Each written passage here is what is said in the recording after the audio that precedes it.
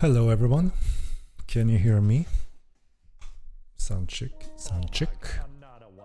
Another one. Melq Barros, thank you for the subscription. 40 months. Thank you very much.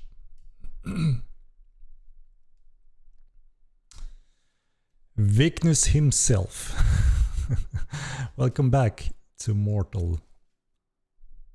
Awesome to see old faces coming back, getting into some TC action.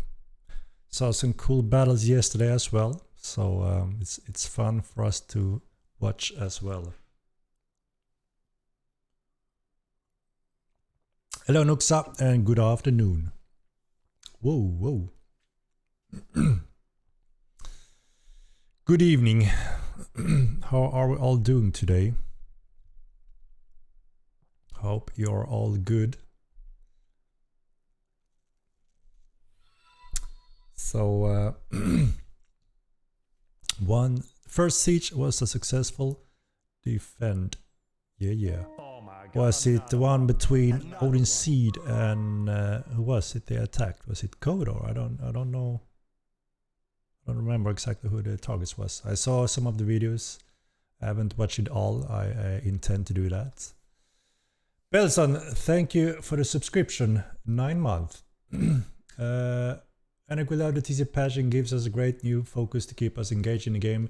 One issue I have is the lack of meaningful prominence farm for individuals and small scale groups. Most small camps can be cleared in minutes and respawn every 15 to 30. Is there any intention to add more dungeon large camps throughout the map? Yes, I'm sure you noticed that we have cramped up the so-called different types of outlaw dynamic spawners hell of a lot throughout the entire Milan. So the goal was to add dynamic spawners, so even your solo or a smaller group, you can always have a traveling exploration of Milan, and you will constantly run into these over time, which is, you know, almost like going from one camp to another, just more spread out. And obviously the outlaws are a little bit more rewarding in general, I would say, value-wise. So learning some of these routes where they are highly active, you can cycle through them regularly without any downtime whatsoever. So yes, we're absolutely adding more and more PvE content additionally, because yeah, you know, every now and then some large guilds keep dungeons locked down, and that's why we also need camps, points of interest, and dynamic spawners to be a steady flow for everyone.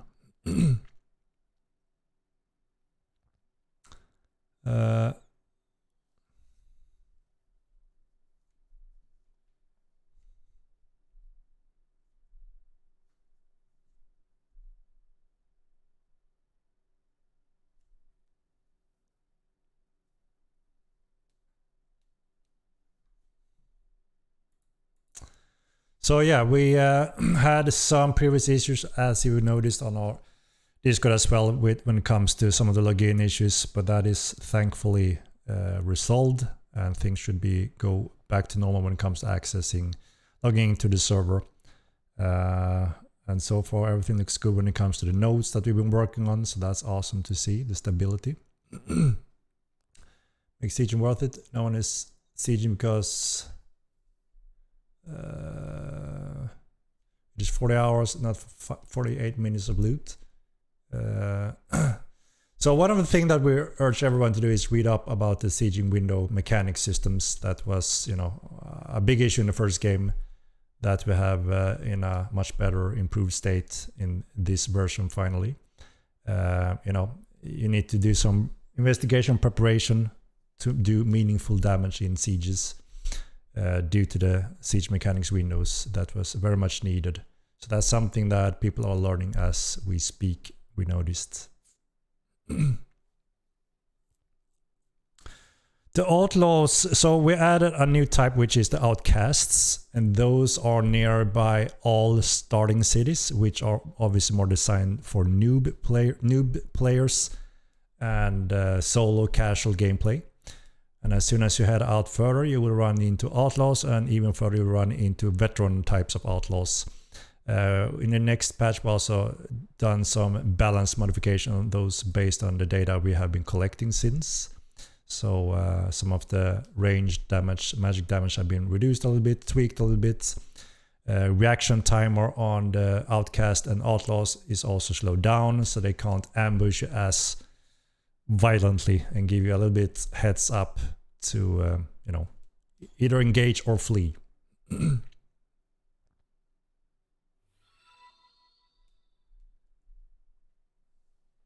What's poppin'? Hustler TV. Sloppy Joe, hi Henrik, great TC patch, much smoother than I anticipated, to be honest. We need more PV content to take the bounty hunter system and make it the daily or every 6 hours world boss event. Everyone gets the location using pigeon and some massive boss gets spawned. Let's do it. So we have an update for bounty hunting that we work on, that we aim to also have along with the epic patch. We are fully aware of the lacking options and mechanics and rewards with the bounty hunting system that we want to fulfill. The plan is with epic if everything goes as planned. So hopefully you will see that. And yeah, we plan to add additional PV also included.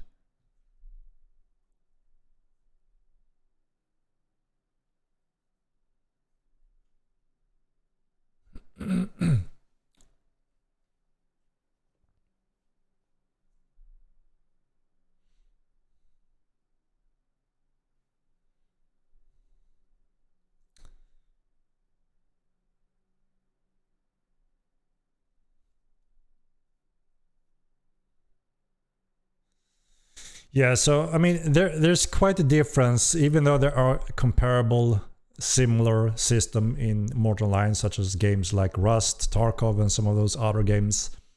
Obviously, those are not MMORPG games, not large-scale games, not persistent types of games in the same way as most of you guys knows. And that also means, obviously, there are some obvious feature differences we require to offer that kind of persistent long-term investment in our game. We don't just want it to be a jump in, kill, loot, destroy, and that's today's game session. It's a persistent RPG element that also goes hand in hand with our MMORPG. That is also why if we want people to build and rely on some valuable services, collectibles, whatever that may be, that was one of the most successful thing in UO, for instance. For that to even happen or have a space in the game, there needs to be some kind of window of, fight for your things, protect for your things, and try to cover losses and such. So it's quite obvious why we need some different features compared to those Rust games, because it is not really a Rust game, right? Mr. Henrik, how are you? I'm good, Robase. Thank you. I'm good.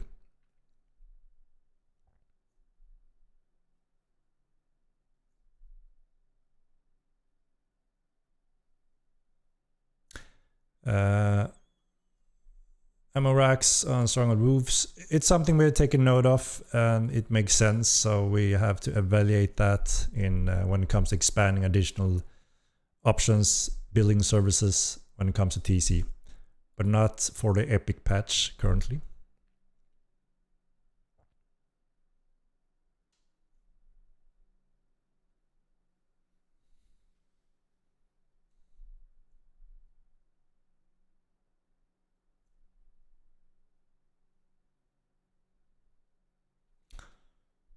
What do you feel, my guy? Well, I'm being quite stressed lately. A little bit of sleep. We had those problems with the host website thing for login servers that's taken a little bit of a toll. I didn't sleep and wasn't too happy about it. But I'm recovering. So I'm getting back my hours slowly but steady. So we get that most critical things under control, which is good, of course. And yeah, we're picking up again, finally. Takes a while until Steam Chart updates so people can see the actual direction of things. But I think you know about that as well.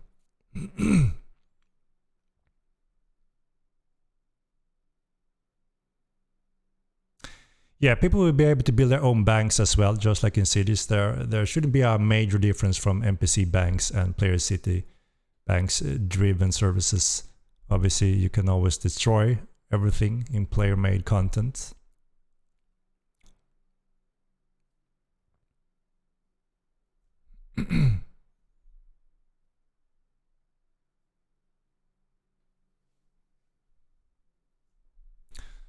You guys still work on TC fixes updates? Are we fully on to Epic release focus? So we are still obviously collecting any feedback, bug reports to see where we're standing, if there's anything that wasn't covered during PTR. And obviously we're going through that to see the severity of it and how that can fit our current schedule when it comes to the Unreal 5 Epic transition we are in the midst of. So we actually have a meeting tomorrow where we're going to go through to see the latest reports and the status of that, if that's something we need to take care of very quickly. I mentioned a little bit before that, you know, working in two different branches in Unreal 4 and 5, being a small team, is a little bit painful. Everything needs to be synchronized and migrated in the right way. So, and building in those different branches takes a lot of time, a lot of resources, and the engine have had several major updates in many core systems in the engine, which means they can't just copy paste the code parts or art parts or whatever that may be. In many cases we need to rework both codes and art and functions to make sure it works in Unreal 5. So I would say this is our last painful step when it comes to you know, obtaining the workflow of the game, since we now need two branches, right? That's why we do want to take the commitment step to Unreal 5 as soon as possible, because that means we finally can let go of the old Unreal 4 branch and we don't have to synchronize and go through that work anymore.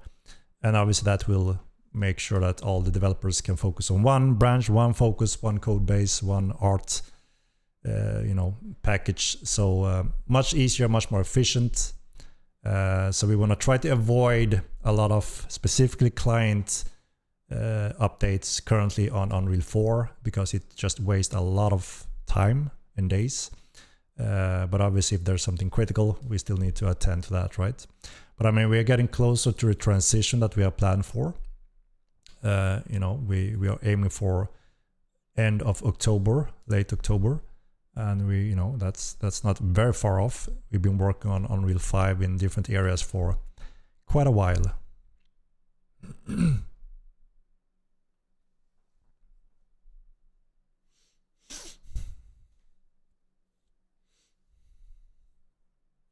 much natural building defense does a keep have? So all buildings, including houses, have 80%, you know, the natural stone defense value. So everyone building a house from small to up to a keep have 80%. It's the same type of defense. And then the next point is obviously the supply defense bonuses that you can also build to increase that 80% and even go above 100%, which means you can't start a siege until you have gone under that 100%.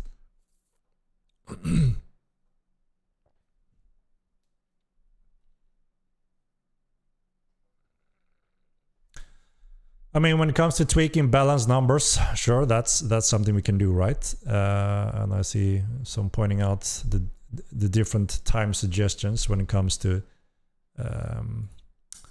rubble loot timers. I mean, you know, that's something we are evaluating, looking into as well. Is this game an MMORPG or open world survival like Ark? It's more of a MMORPG, I would say.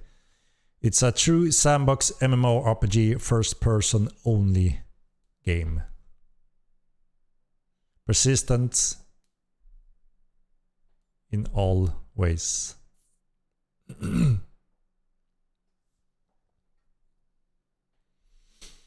Yeah, we have been looking in optional hosting services and also how we can secure our system, how this is done and how it was affected.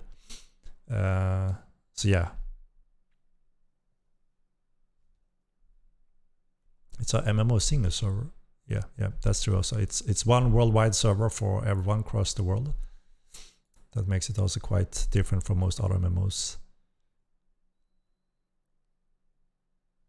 The Satyr camps have been empty since launch, need to be populated with satyrs to help make prom farming more accessible. Yeah, like I said, we are looking at heat maps. I mean, a lot of things have changed in a very interesting way. Instead of having a lot of people idling in cities, they are extremely spread out across Mirland in various locations. Obviously, we have all dungeons, camps, etc. more populated. And obviously we also see more activity in all player keeps, stronghold locations and own villages. So very nice to see us spread out in the world, being very, very active, you know, moving around. And also we see heavy slaughter of outlaw types from everyone, which is awesome to see also. So obviously, like we said, we are monitoring the PvE aspects and resource gathering, and always try to refine that, update it, move it forward along with almost every patch.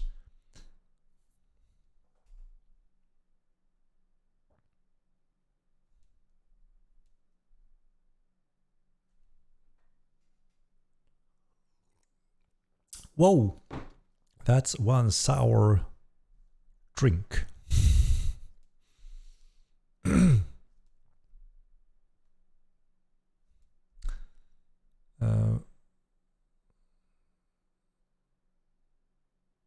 Year 5 before Epic.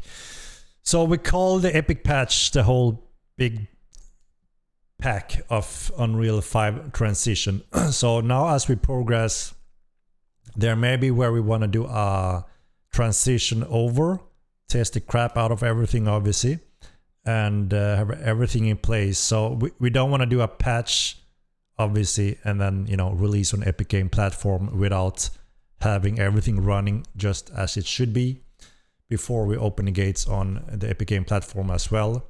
So we're working on the final steps or the detailed steps of how we make the patches and transition to PTR to live, and you know, make sure everything works in larger scale rather than our small scale testing that we have been doing a lot internally obviously. And then we plan to pick a date and open up for the Epic Game release by just switching on the actual release without patching, if that makes sense, what I'm explaining here.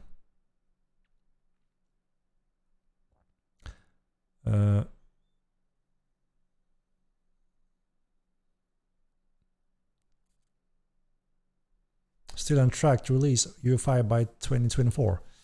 It's gonna be this year. We are getting close and we are still on track, yes. Like I mentioned before, end of October is the goal.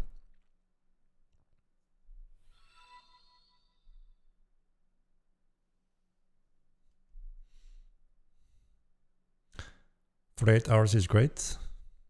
Yeah, I mean, obviously, you know, it's hard to capture, you know, accurate data by some of the different comments here when it comes to those things. Like we mentioned before, there's some reason why we have some kind of room windows, because again, it's not a Rust mechanics where you blow it up, build it up, blow it up in minutes, right? It's a long-term investment, thousands of hours, thousands of golden prominence, you know, many members working towards a goal. And if you could blow that up like in Rust, no one would bother to build or do any of those services, right? So we need to find that balance and be very careful.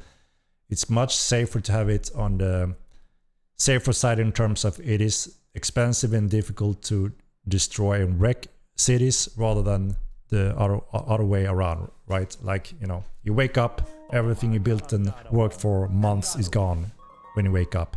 That's very horrible, and we had that kind of happening in the first game, and it pushed away a lot of our players. And it also kind of put players sitting on hold, and it didn't become a thing anymore. And as you know, many are very excited about those features, so obviously we need to promote them. It kind of is logical, right?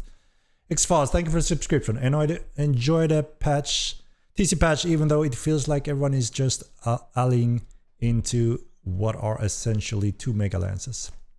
There were initially, right? We have the, what was it, Act and Coalition, but that's not really the case anymore that we are seeing. And yeah, we see a steady progression and some variation and changes within those groups in different ways, which is obviously interesting. It's something that also always happens, right?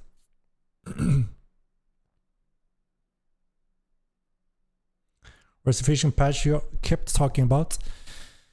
So we don't have any dates, right, on a lot of the features that we're discussing about. And I also, you know, obviously when the question comes, what do we have in fishing? What have we done? I mean, we've showed you some of our fishing rods, the new rods that are finished model-wise, but we haven't fully finished the crafting system for creating rods, and that is one of the requirements for that to go into the game. There will be, like I mentioned before, plenty of options for the community to choose these different things in the upcoming roadmaps. And depending on that, that's also when you get a more clear estimate of when it will go into the game. So you will be deciding that part more.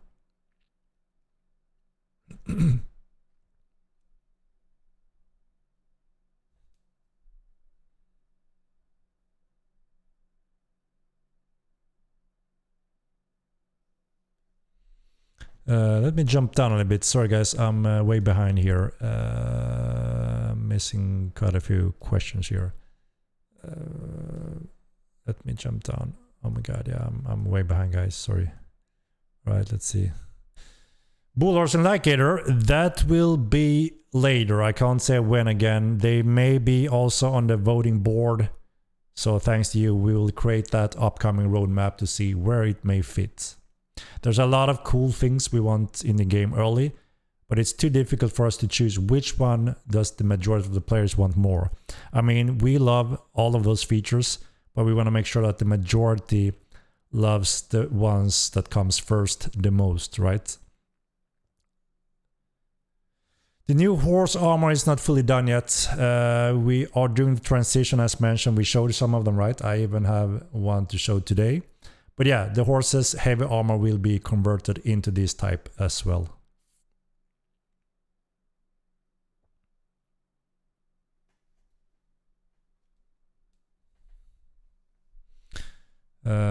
Is there no fishing vendor for TC buildings? There may be, you know, multiple services that we don't have yet that we want to add over time as well.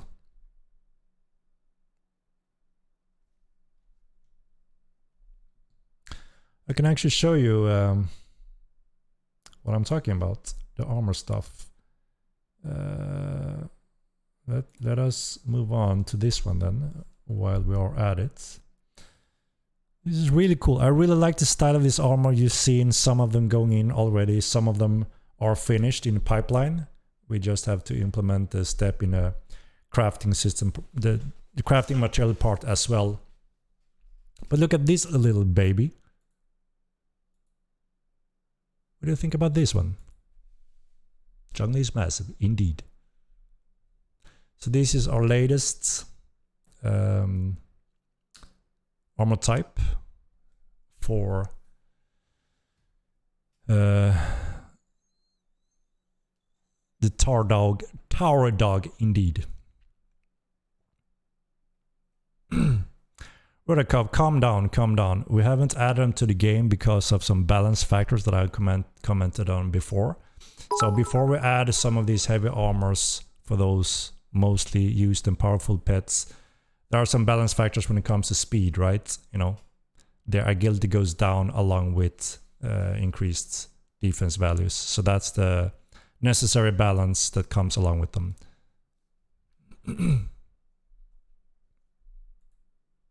Yeah, I think the design of that armor is really cool. So yeah, this will be the same type of style converted to the horses as well, instead of the heavy armor types we have currently in game. Remove control walker spell, please. Yeah, we talked about that one before. When we are done with elementalism, we're gonna do a little session around old schools to refine them a little bit. And that is one of the plans, right? That when you summon a walker, you also have the control by default.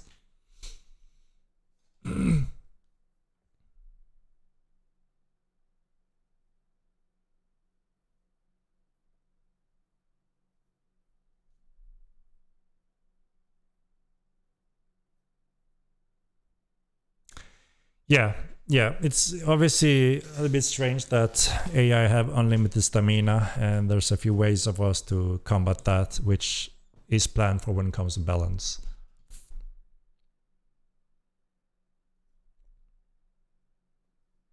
We want to be careful when it comes to server data calculations. Obviously, we want to make sure that the player's data calculation is number one. And secondary is the AI function or stuff like that, to not compete with such calculations. So we're always careful when it comes to how we can add a function without obviously stealing player performance, if that makes sense.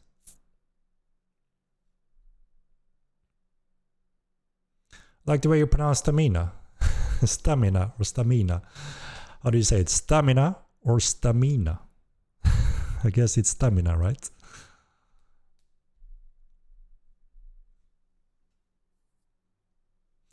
And I wanted to say during downtime past few days, gotta give you props for how you handle it. Thank you, Lord Lob. I mean, it's very painful, right, for all of us in the team when that happens, and we really do everything we can in our power to obviously minimize that and have a negative impact for you, the players. And we take it very seriously, and I can't really sleep when that is something that happens. So I may as well sit there on the phone and do whatever I can to get the various people on position to give us a quick solution rather than a slow one. But yeah, sometimes it's difficult having large companies that doesn't really care as much as you as a small company having their services. So it's something we are also adapting to, learned the hard way, and want to make sure that we secure our steps so we can't be as affected negatively by other parties. I mean, we can work day and night, but sometimes we can't expect that from other parties, depending on what it is and who.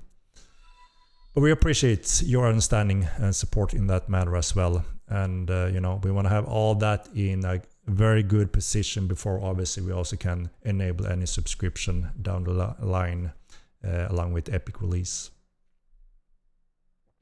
Stamina. How do you pronounce it? Stamina.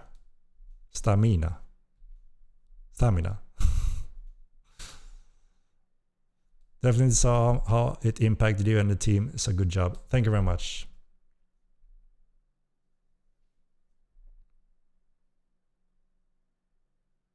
About that dagger nerf.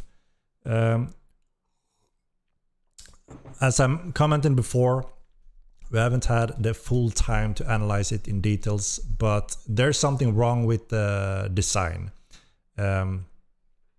Big heavy damage daggers that also have high weak spot chances shouldn't be possible, so something is clearly wrong, right? So we just need to be a little bit more patient before we have the time to figure that out. And also at the same time we want to be very careful so we don't just wipe dagger users from the earth or from Nave surface, right?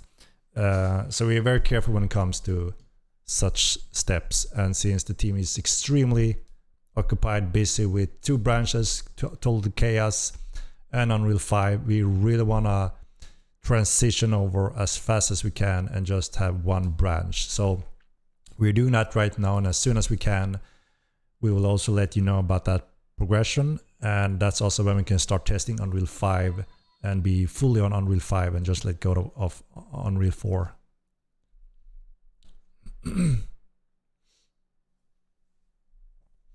Recruiting for the Dominion Guild in Henrik's chat. What in the earth? So that's the new guild, eh, Jake?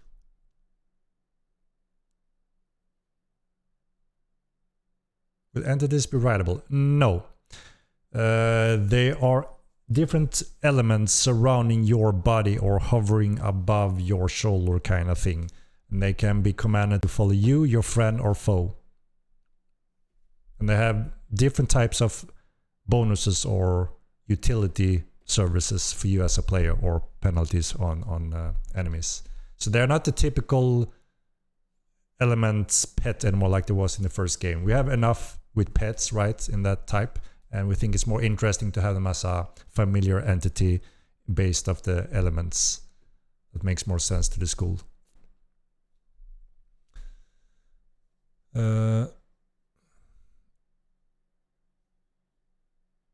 Yeah, that's also one of the things that I don't think makes much sense. A little dagger user, ching ching, fully blocks parry a big mole that obviously would crush your arm with that little dagger, right? So obviously there's something that I think could be improved there as well. It's a little bit odd. I fully agree. But again, we need to be careful and make that kind of step forward in the right way so we don't move backwards.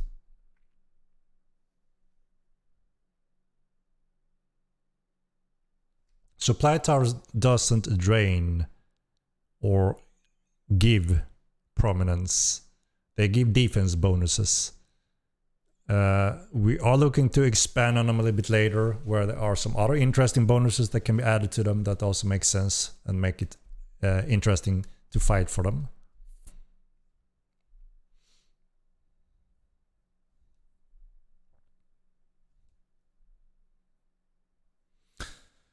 If another sort of problem happens, I think a lot of people would like to know a better estimate of when it's done, for example, very soon. Yeah, for sure. I mean, yeah, and of course, that's on us also, right? We had a conversation with the host and they said it will be done shortly, it shouldn't take too long. And we kind of thought that again, they used that very soon kind of towards us, and we kind of thought that would be the case. So that's what we passed on to the community as soon as we knew. Unfortunately, when we noticed 1 hour after another, we went back and said, you said soon, what's going on? We need to get the proper techies that can access it and give us a better picture of the status. And that's where everything kind of started to fall apart. They said that it could be done any minute, and we had to get make the decision that, okay, should we say that without the proper information, we could have guessed that they say that several hours without knowing, to try to prepare for the worst and then just change it to the better. So it was quite frustrating for us as well, demanding some status update from their techie guys without very much success for quite a while. Obviously, if we knew this earlier and if they could actually give it, I told them, look, all we need is a valid estimation so we can do our plans and communicate towards our customers and make necessary changes for that. And they had major difficulties giving us that. And they were highly positive that it would be very shortly. So yeah, we learned the hard way there as well.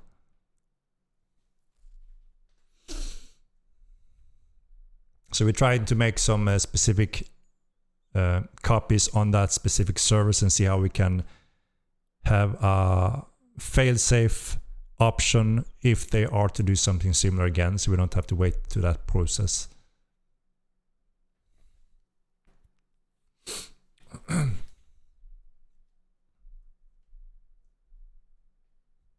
Yeah, backstab is one of those special ability moves that we are looking to implement, and backstab is optimal for dagger users, right?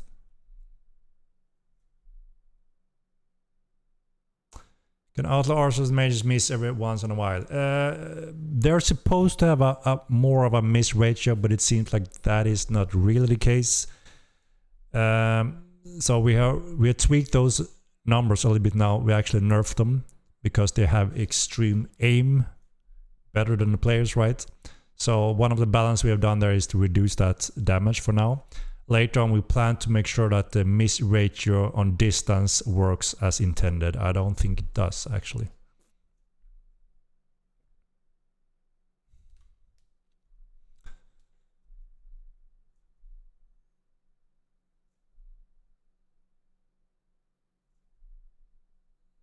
All right, I see the same question I responded to, so I think I'm a little bit behind here. Let me jump down a little bit again. Mortal Online addicts, look at us. Indeed. Indeed.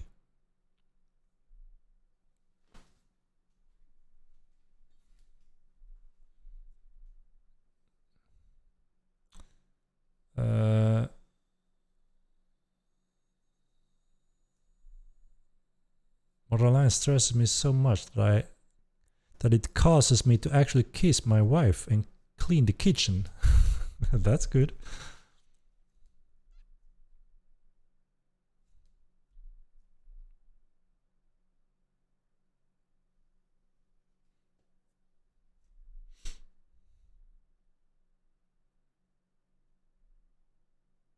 Exactly, you should literally have someone on a call every hour with them, or you won't get a response. That's exactly what I did.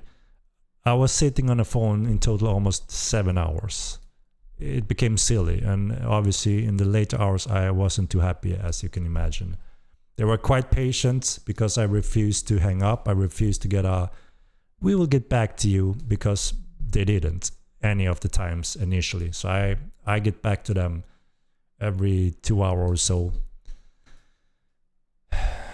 And yeah, I was extremely upset eventually.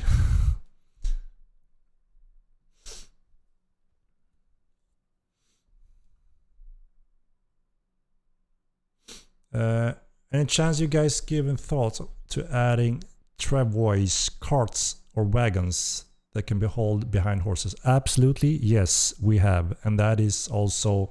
So there's a few systems that we already started to build on when it comes to the mount system.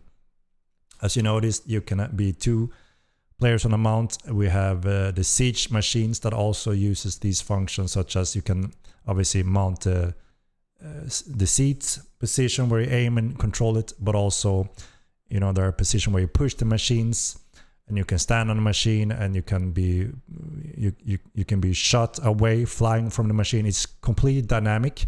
And those are some core foundations for the wagon system and the ship system in the future. So there's quite a lot of those functions that we already have done with this system that is required for both wagons and the ships down the lane. So the next question is obviously, when do we add wagons and the ship system? And that's where we need your help to... there's going to be quite a big post with a lot of different areas in the game, different types of features, and then under those group features there will be some individual feature types. You guys gonna be able to read about them, also, you know, discuss about them, so you get a pretty good picture of what are included in these features. And then we're gonna try to organize some kind of voting function where we can see, okay, the majority want these features first and the rest, you know, after that. And we will try to build the upcoming roadmaps based on all this. So a lot of these things that we're talking about, when it will be in the game and if it will be in the game, will be defined in an upcoming timeline based on your input.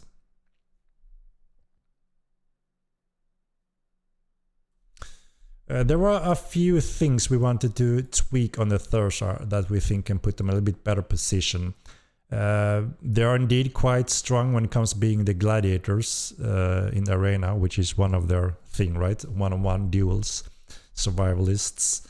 They're champions there. But yeah, obviously out in the field, big battles, things change a little bit. And we've been discussing a few of the clade that we wanted to update a little bit, that could make it, give it a little bit more options and make it a little bit interesting, balanced.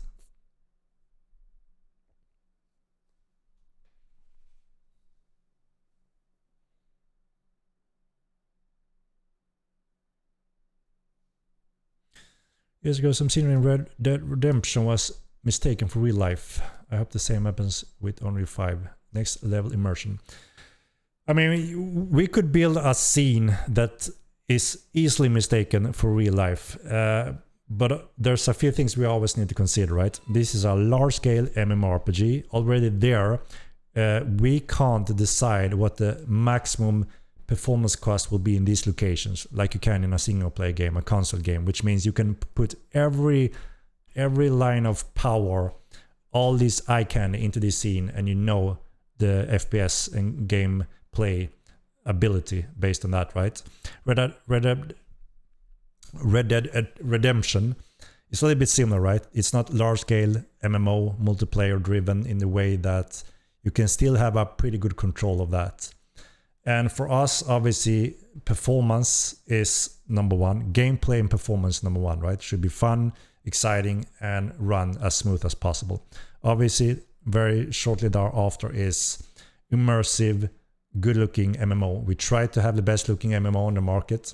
So far, we have had that position in a pretty good position, I would say, using Unreal 4. We pushed the boundaries to the next levels. But obviously now, stepping out on Unreal 5, we can push those even further. The new lighting system, shadow system is, the next generation of how you add another layer of immersive level. So, already now when we looked at, holy shit, without doing anything and just enable this function, it looks much more realistic and very, very beautiful. So like I said, there's an average there. The first thing is to make sure it runs stable and smooth, right? And then we try to push the visuals. But in certain cases, specific location where we know this is not like it's also if one location or forest or room is ultra realistic, you can't see a difference, and then the rest is a level under that. That's also a little bit of a tricky situation. I'm sure you've seen that some biomes in the world looks a little bit better than other biomes, and that's also because our artist that builds the biomes have expanded his expertise levels and simply got better and better over time. That also got applied on the later biomes. So obviously we'll try to get them all in a similar range. But yeah, I mean, obviously you will see what I'm talking about quite soon.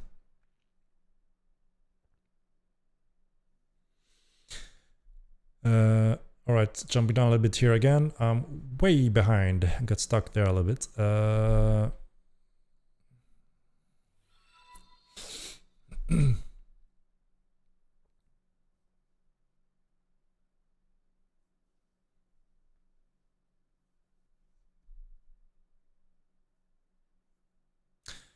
It really seems that there should be a community voted poll where the devs focus on specific things.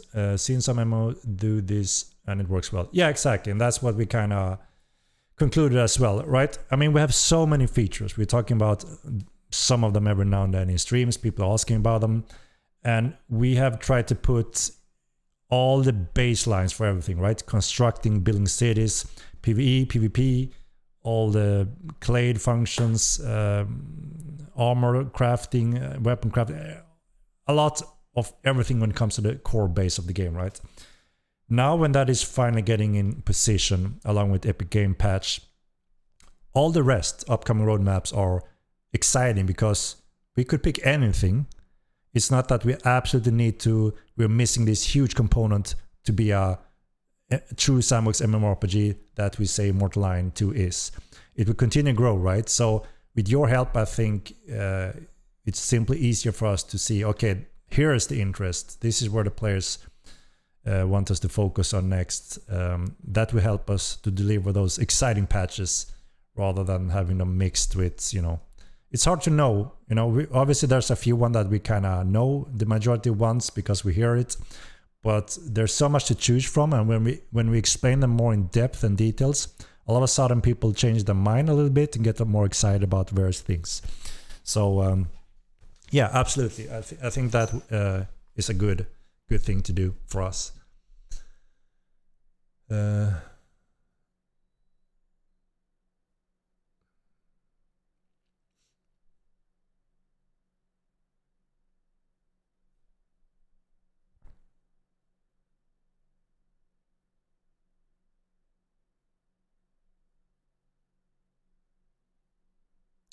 About 2 weeks notice for major game-changing patches for those of us with actual jobs, so I don't have to rage quit again when boats are released in 2025. What do you mean? We're presenting the roadmap so you know what is coming in next, right?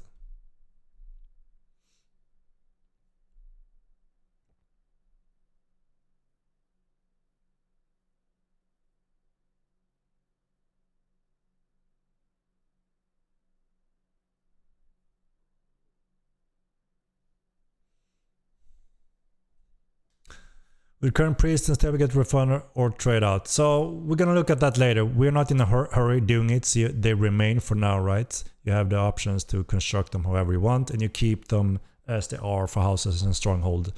There's a few things that can be quite sensitive, so we don't want to rush removing them currently. That's why we said that we have to take that over time, which would be the best transition in how we move forward when it comes to those. The 100 correct swords be added to the game. So we have a few quite insane amount of handle head types for various weapon groups, and that is one of the options on the upcoming roadmap. If we want to see more gear going into the game, that's one of the options you will have. So there's only a few things, right, that we can choose in the beginning on the first roadmap. We can't just throw in 20 big features on the roadmap. That wouldn't be practical, right? So we decided to have like a not too long roadmap, where we could take one that is a little bit more larger and then maybe a few small ones, and then we build a roadmap based on that, and then we continue on the next roadmap when the first one is finished. Yeah, we also don't have the farms yet, breeding grounds, which obviously gonna change pet leveling a little bit. That's also on the roadmap options. If we want farms and breeding grounds as the TC buildings sooner, then that is one of the options. So I think the problem is going to be there's going to be a lot of exciting features, and obviously we want them all, but hopefully we can all agree on which one should go first.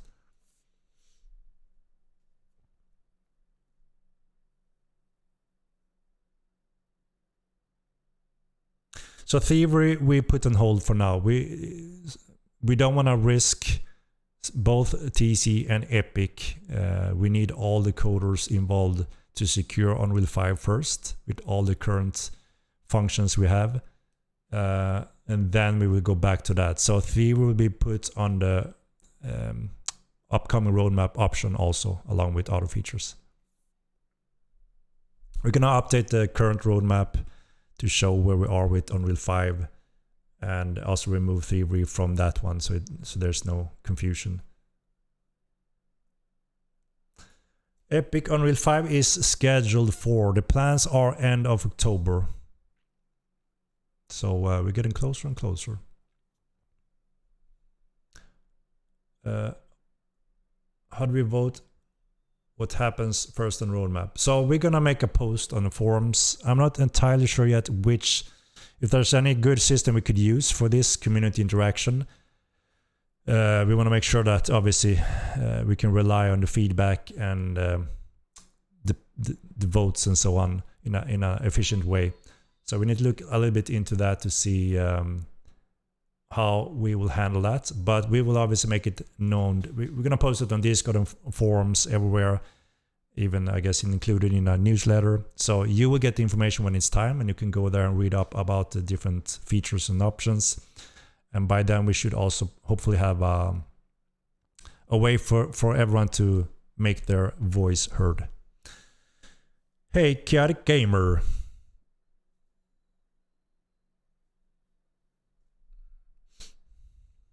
In-game vote, please. That's one option, right?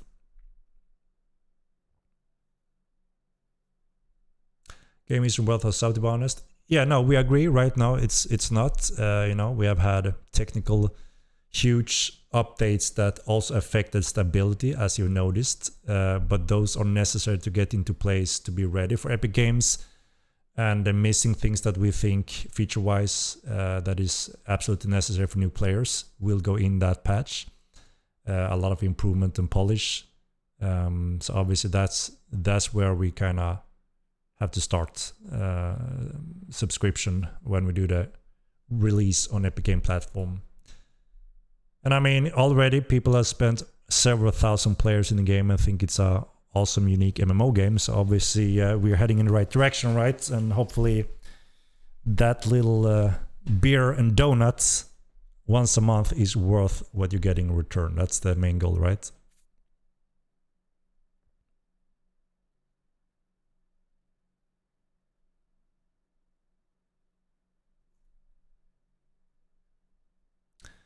Rather buy 100 skins than pay 1 month sub.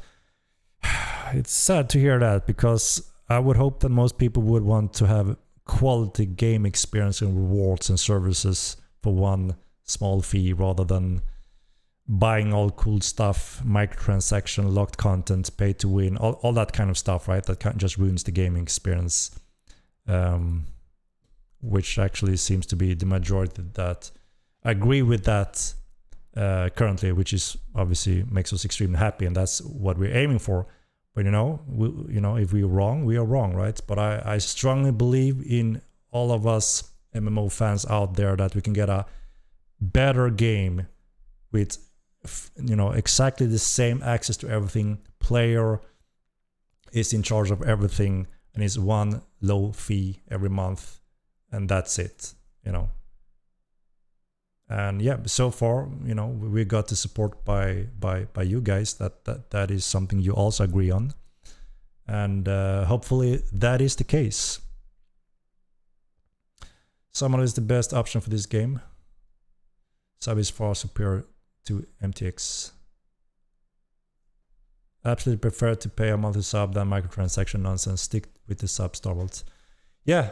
It makes me and the team very happy to hear that is still the general direction it seems to be for those that knows what this type of game is and where we're aiming for, right?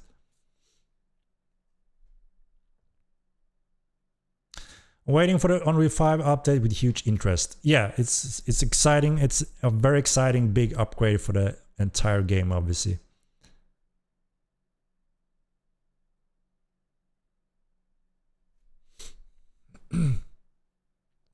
As long as the game is good enough to retain its players, sure. But a sub in a game this size is slippery slopes. This size? What do you mean with this size? Want to subscribe to Henrik OnlyFans? Jake.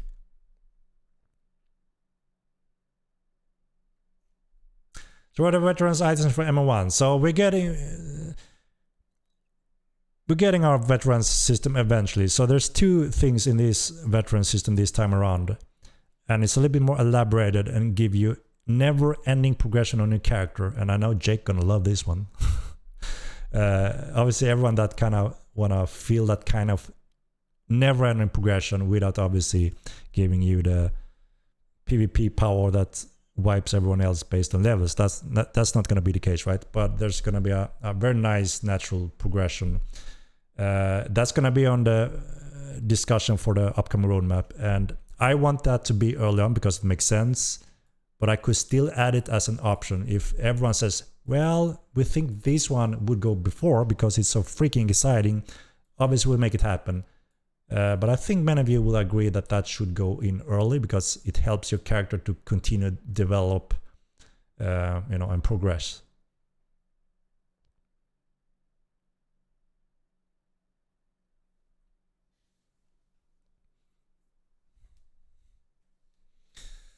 I'm a new player, great game. Why do I have to wait 3 hours?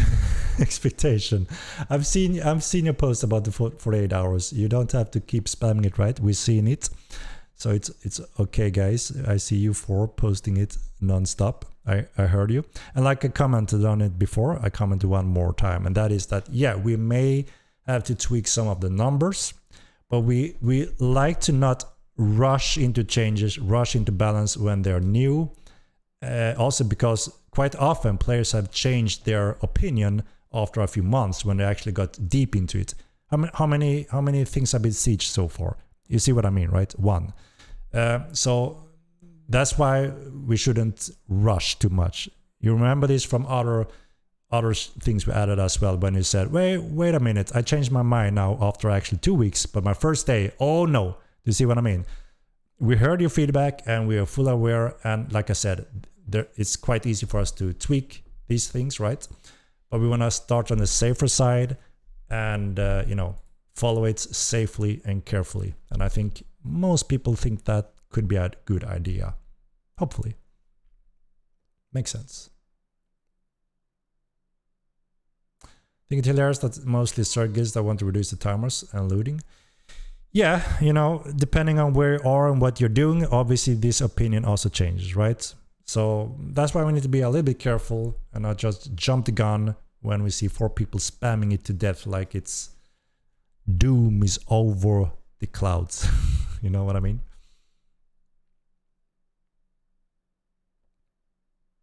Update Mark, do you on the plan? So I haven't added much of the quality of life suggestions there yet.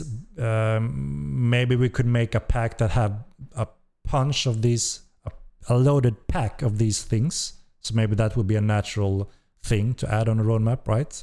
So far I only added specific features that I know these are exciting. Players are going to want to have them. The question is in what order. I mean, we try to squeeze in some of those quality of life functions every now and then, as you noticed on our patch notes. But maybe it's a good idea to make a one focused patch based on that, right? Maybe. What do you think?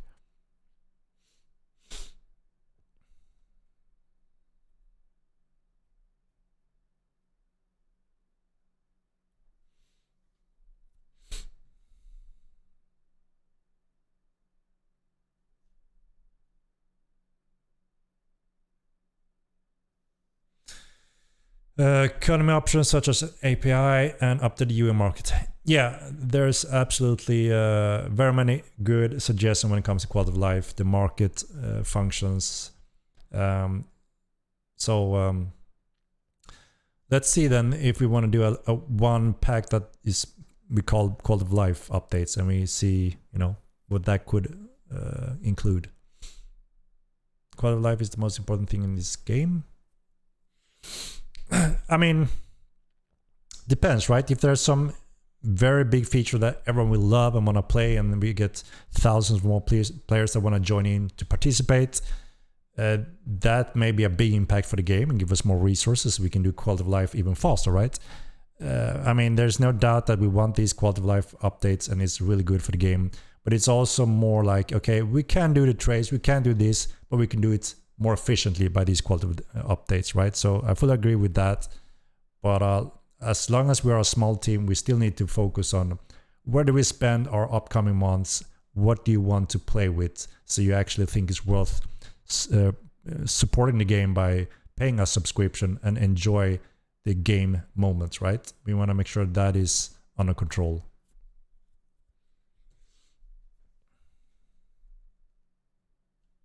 Boats. In some cases, it's better to follow your instincts and experience as developers to choose what's better for the game. Don't rush for any balance changes if it's not obvious, like OP daggers and tower shields.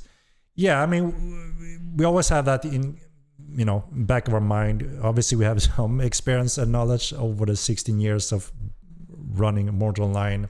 And we also learned what doesn't work as good and where it becomes problematic when it comes to if we give the ball entirely directly to be balanced by the players, because we tried that in the first game, and that meant we made patches on one thing back and forth for months. Obviously, that's no good for anyone, and people start to say, why the hell don't you expand on the game features? Well, we were stuck with this never-ending balancing thing, and people would first agree and then disagree and then roll back and then move forward and back and forward. So yeah, obviously we were more careful when it comes to entering that rabbit hole and never moving forward. So that's why we also try to make sure that PTR should be the place for you guys to really try it out, give your feedback and balance, and we can try it there. And hopefully we will be in a pretty good position, so we don't have to, again, spend months into the same thing back and forward. But yeah, I mean, I also have a few features that I know, and this is good for the game. A lot of players, new players and old players, will enjoy this. But at the same time, I think it could be up for debate to in what order it comes. I mean, I could decide that the veteran system, for instance, should be on the first roadmap, right? And then we pick the rest and in what order of things. But I'm still interested also to hear, obviously, players' feedback on the veteran system. That, yeah, I mean, that makes sense. A never-ending progression on the character is awesome. It feels like I'm always doing something and moving forward, even though it's minor things. There's a satisfaction in that. Having that as we play a game like this is always nice, right?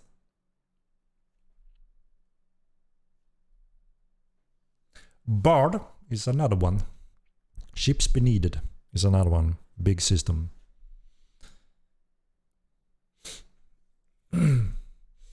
About letting account own 2 house structures. I mean, we're already, there's insane amount of houses, and now TC obviously very rapidly growing on Mirland.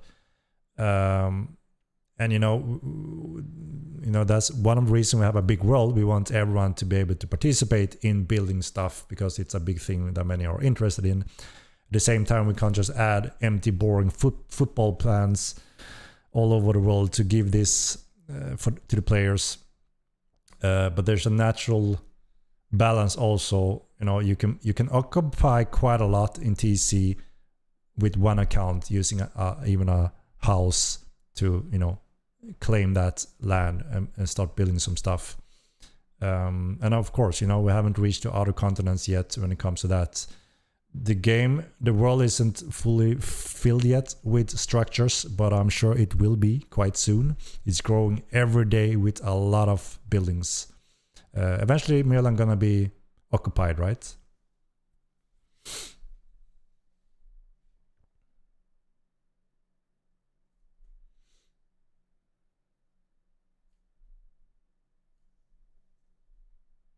You can't siege anything. It's possible to damage buildings. So this is why we urge again to read a manual about the sieging mechanic window. You need to learn that to be able to siege someone successfully, or you won't damage them. So I urge everyone to read up on it, and maybe if people don't want to read up on it and learn it, maybe we can do a stream that we focus on how to do a perfect siege.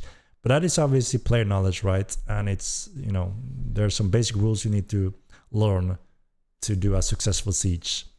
There's no siege window. Yes, there absolutely are. You need to read the manual. Please, Goon, read the manual for F's sake.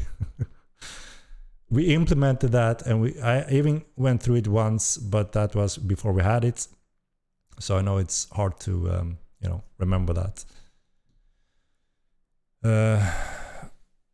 But yeah, we needed a siege window system to protect the game that we lacked in the first game, and people are happy to finally have it in Mortal 2. But yeah, if you're new to it, I suggest read up a little bit on it and learn how it works, and you will see how you successfully siege someone. You can unsuccessfully siege someone, or you can do it successfully.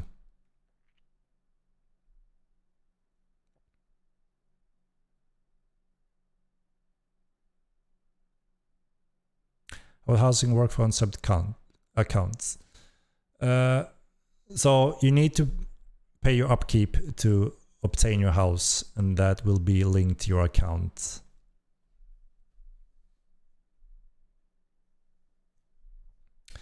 Yeah, instead of having the hard countdown, this is when a battle starts and this is where it ends, like in some other MMOs. You have to reduce their prominence, right? So it goes down. That's when you do proper damage and do a successful siege. That's the short, right? If you ignore their prominence, their supply lines, they're gonna have high defense, and that is the time window. So you can't do a ninja siege, which everyone hated in the first game and pushed out guild after guild after guild when they got ninja sieged. That's why we're not, entering the same mistake again.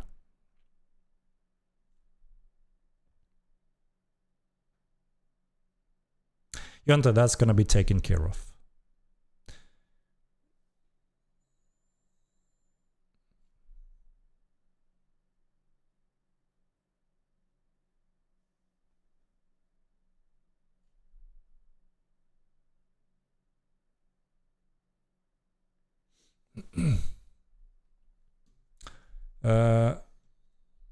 Right, let's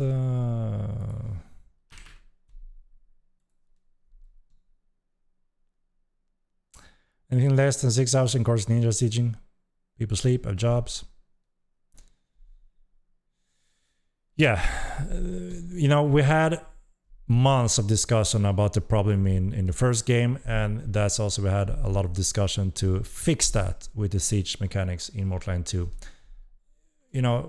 It's absolutely true that having ninja sieges when you sleep or at work is extremely painful, and that's what's made people take long breaks from the game, got distracted by committing to cities after that, which meant there's less for you to siege, for less for you to fight. So it doesn't benefit anyone, right? We need to find that nice window of where you can, adapt to it. And okay, the war is starting soon because, we lost this and it's ticking down.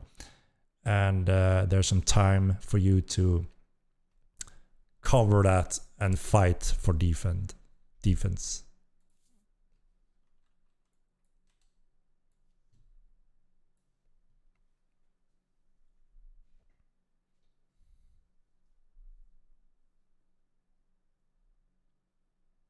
But yeah, again, we're on extremely early days. People are testing, experimenting, careful, collecting a lot of prominence. We haven't seen anything yet, right? We haven't seen anything. We are early on when it comes to the progression of what people are doing and how they're doing it. These have been good. You have to plan a proper war plan. It could take weeks. That's how it should be, not instant gratification. Yeah, and we always said it is a persistent game and there's a lot on stake. We can't just allow Ninja Siege. That's why we lost guild after guild in the first game. But it's also important to remember, like, okay, you can do that in Rust, right? Because you can jump in for 1 hour, you can build all the bases in the world, you can destroy all the bases in the world, and then you jump out again, and nothing is really persistent in the same way. But it is here. This is an MMORPG game, so it's even more important that there's a fair rule set and options for anyone to participate whoever they want and can.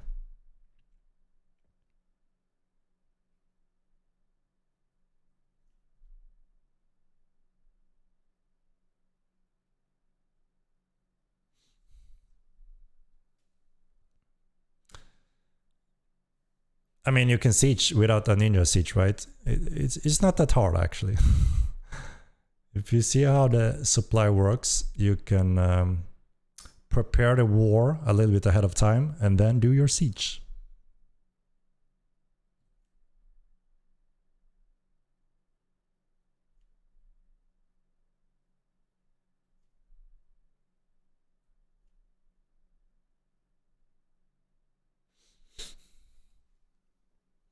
Yeah, you don't have to spam the same message again when you don't agree on some of the functions.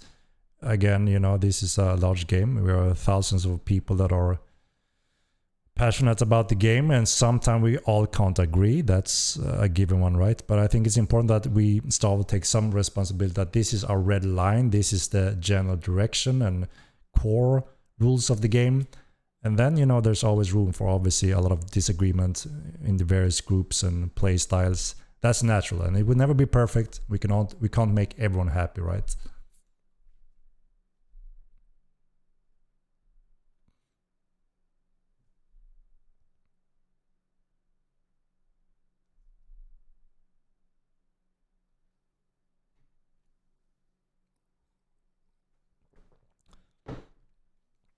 We don't like the pay to win cosmetics and all of that. We hope that we can make a much better quality game based on a sub-based instead.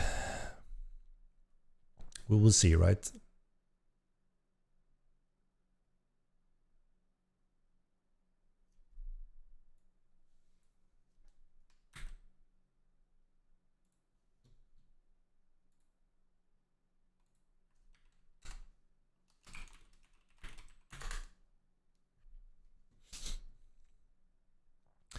Right, let's sign up for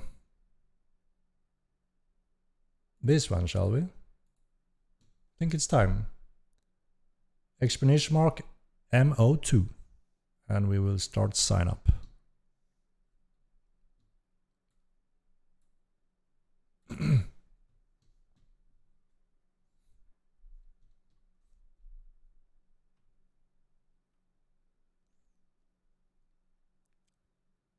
When is community vote roadmap? I can't say for sure when yet. I have started on it.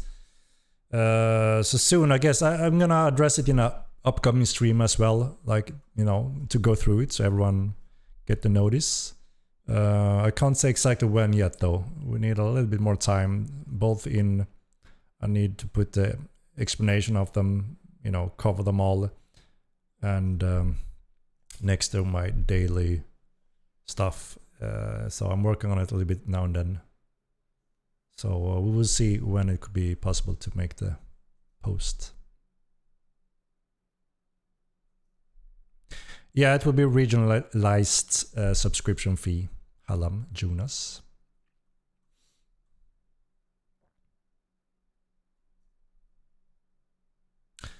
Good evening, Henrik. What about small indicator on what weapon or item I equipped in my hands? That's a very good quality of life function, which I fully agree on, and it will be added on that list when it comes to quality of life stuff, right?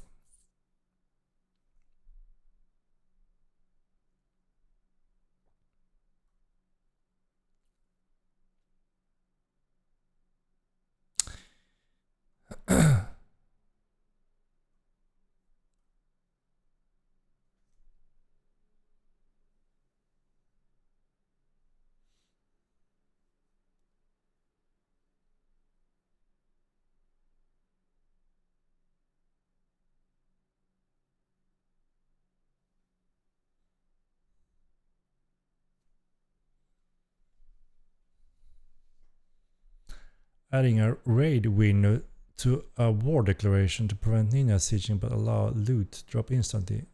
What it means, you would have to accept a war window, and if you do, after a time where everything drops. I don't see why anyone would accept that. We'll be able to see the game on 5. I plan a few new streams soon, and one of them will be a little sneak peek in Unreal 5. Again, I haven't had the time to schedule the streams yet. That's the only negative thing I would say. Having a stream every week makes me kind of, do them in last second, and it's hard for me to add a lot to them. That's also I asked a little bit maybe if we should do them a little bit more, not as frequent, but try to have a little planning time to make them a little bit more, I guess, interesting for many. But it seems like most people still wanted me to do them frequently, which I can understand why some want that. But yeah, maybe I need to transition to every other week or something like that, yeah, and try to have a scheduled time on my schedule where I also add something more to them. So yeah, we will see what's possible there. Just bought the game. Loving it, by the way. Slubrat, awesome to hear, and welcome to Mortal Online 2. Do it once a month, maybe even once a month, maybe. I mean, for me, it's a little bit stressful, right? It feels like I'm doing this every third day because time flies, right? And obviously I want to do them well. I want to do them interesting. I want to have something new every time. And sometimes it's difficult when it's so frequent, right? So yeah, every second week or once a month, maybe one of those two will be proper to do moving forward.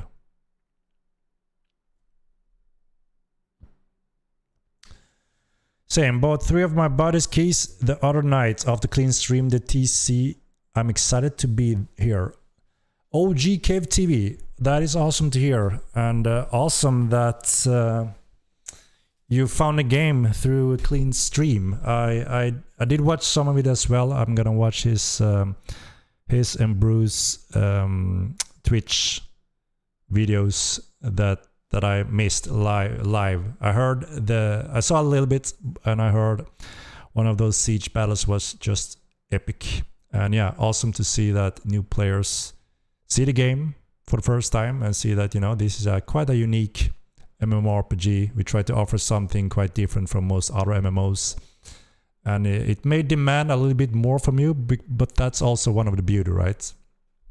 So yeah, that's awesome to hear. Thank you for promotion, everyone that is streaming.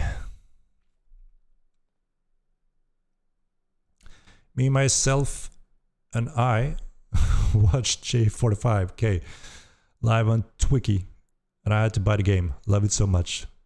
Jantra, awesome.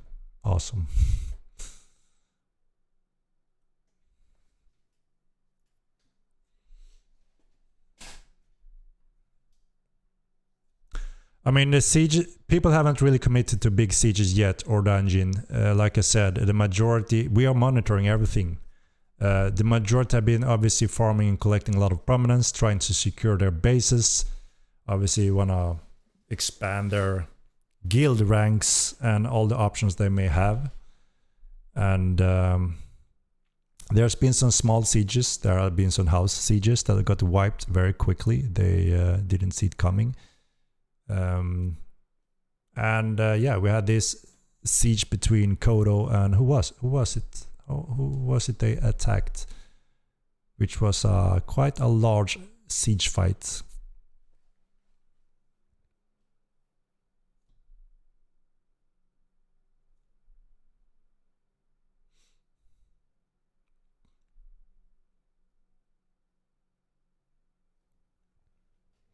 Our audience team was putting together a cool video as well based on that siege. Is it out yet? I haven't watched.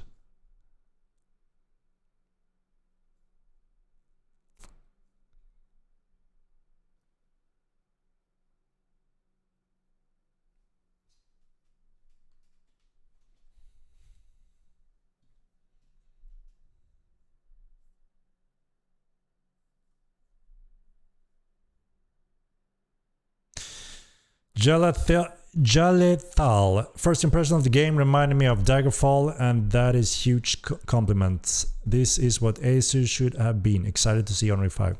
Yeah, actually, when we got our first players jumping on Mortal Kombat 2, a lot of them, I think that was around the era of Asus was gonna release also, right? And the majority said, well, this is more Asus than the real Asus.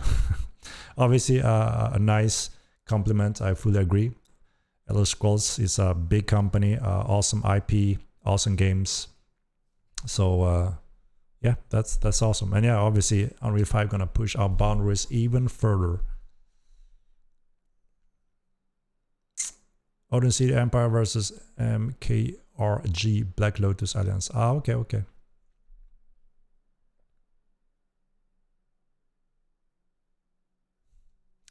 Is Cardali. It will have to be an upcoming roadmap option, I would say. I can't respond still, sadly.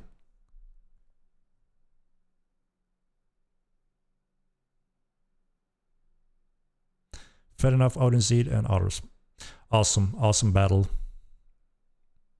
I'm gonna join in on the battlefield.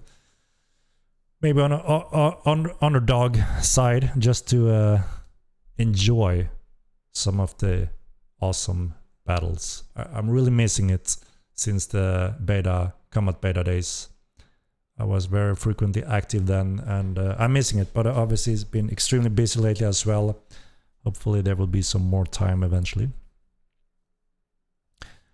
That siege had a battle of 5 armies vibes. You do a roadmap survey in game, so it can't be bought on a website. Yeah, those are things we need to look through, right? To see what is the best way to see how we can gather feedback and player opinions, right?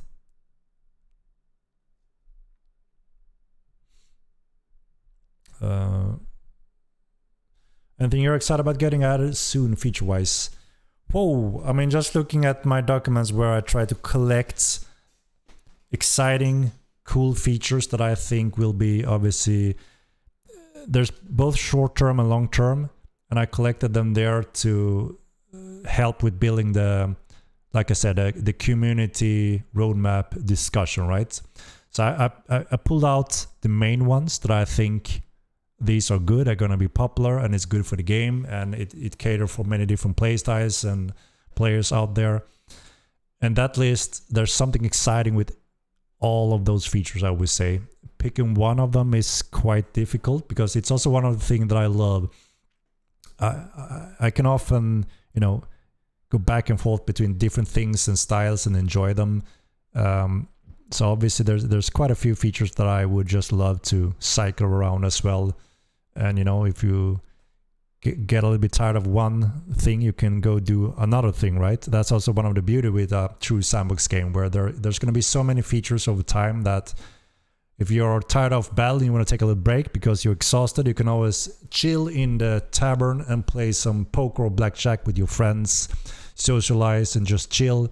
I mean, that's a small thing, but it's just awesome. I can't wait until we can sit down in a majestic tavern and VoIP and play Texas Hold'em against each other's. Such a small little thing, but so fun. Something that, you know, can be done for hours and hours and just enjoy the time, and even trying to make some mortal money while doing so, right? So I mean, that's a cool feature that I think anyone can enjoy fully. You don't have to be a top tier PvP player or risk something. Well, risk you may risk your stack of gold, right?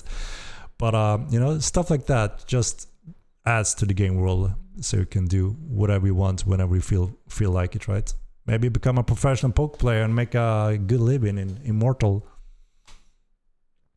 The Unreal 5 work is going very well. We have been hard working on that, and we're gonna share a little bit update on it soon, and hopefully I'm gonna show you a little bit of how it looks also soon. Join us, Henrik. I will try to join. Obviously, I want to make sure that no one think that I'm participating and affecting the outcome of a siege battle. That wouldn't be possible because I'm not that good, right? I'm a non-factor when it comes to playing normally with anyone. But I would love to participate in the battles because I'm missing it. Already an Odin Seed. I'm not in any guild. I want to make that clear. But I would like, you know, if you want to have me, like I said, I would love to participate in the battlefield, just socializing, community, you know, with the community, play with the community. Like I said, I won't affect the outcome because I'm not that good anymore, and now I'm extremely rusty. I haven't even refreshed my combat skills for quite a while. So, you know.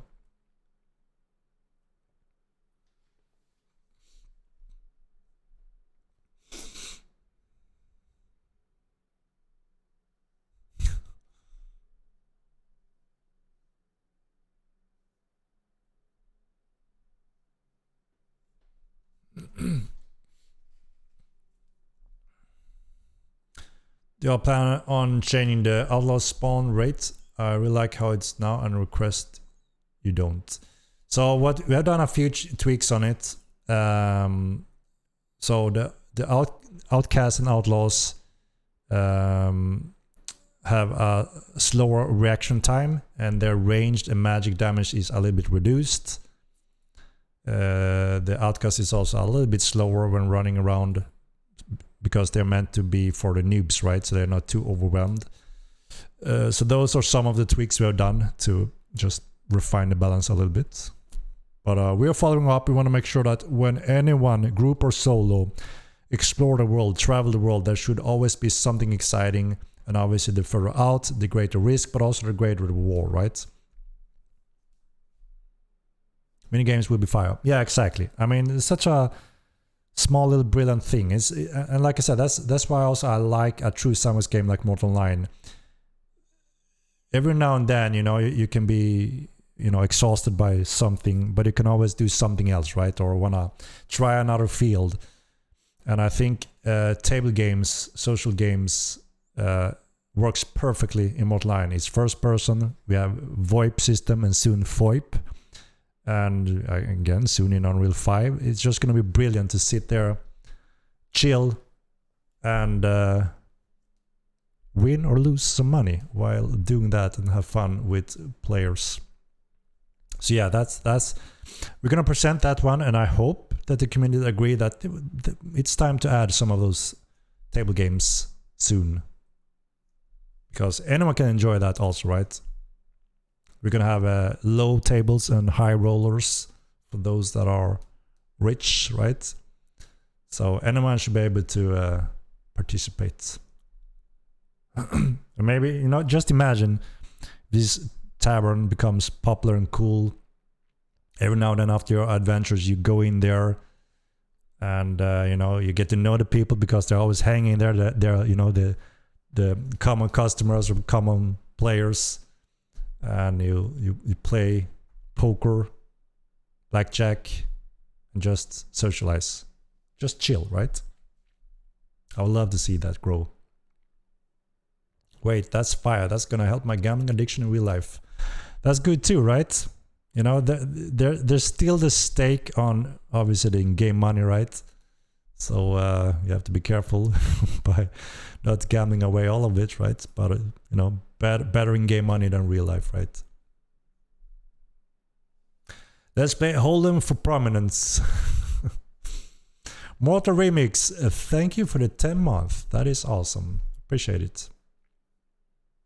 No, Henrik, I just want to raid the tavern and have its loot drop immediately. Nah, we want to hang in there and socialize and have fun, right? You know, everything can't be instant battle killing loot, right? Even though it offers that.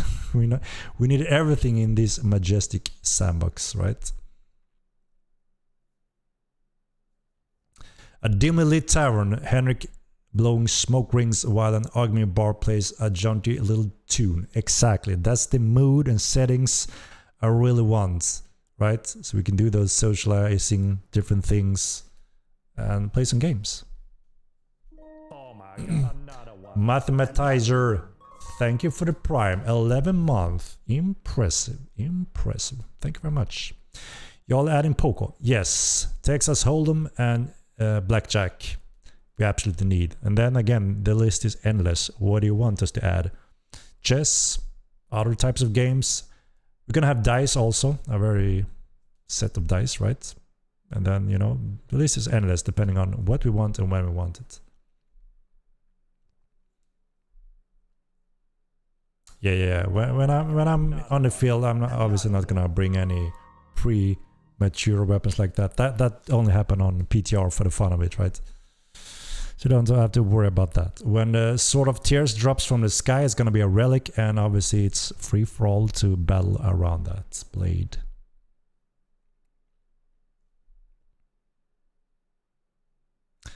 Ride around with J45K, you can see what it's like.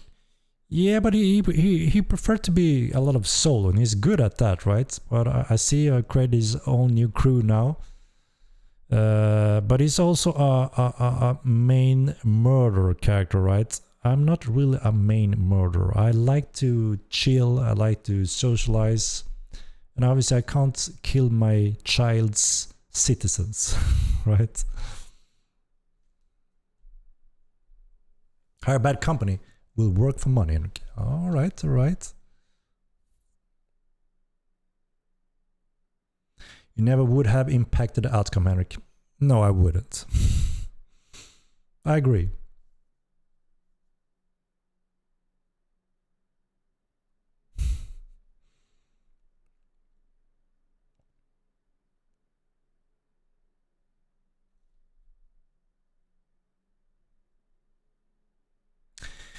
Yeah, but we've been working on Real Fire for quite a while, right? We just, you know, cramp the crap out of it now, more focused, because that is our next milestone. But we have several developers that have been working on that transition for quite a while.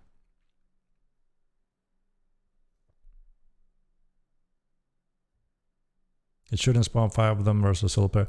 It's a dynamic system, so we don't fully control. If it's a noob, it should spawn less.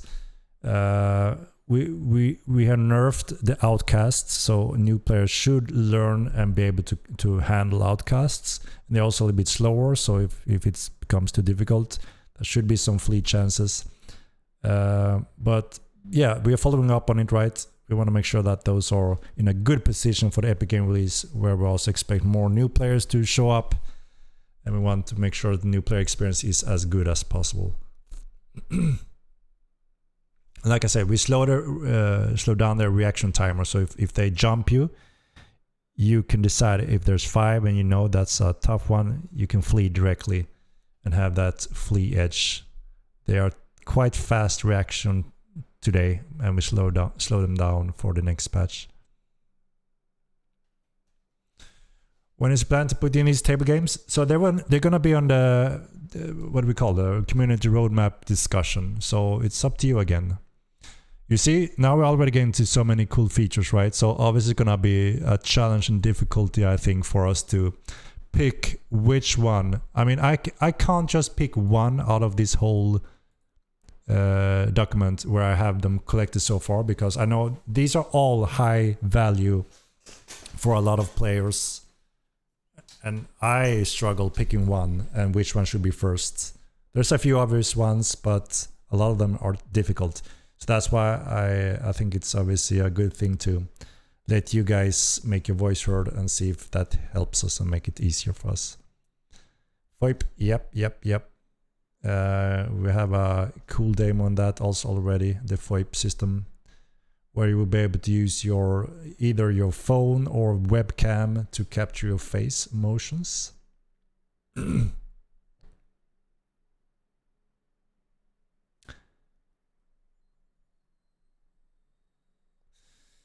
Cause Girth Mir MXR. I used to be a full-time streamer on Mixer. I haven't heard about Mixer, but again, I'm a Twitch streamer noob. Until it's shut down. This game make me want to stream again to bring more new players. Start up a YouTube channel to begin promotion. Check it out. Walks on Water. That is awesome. QoS Walks on Water. I'm gonna take a look.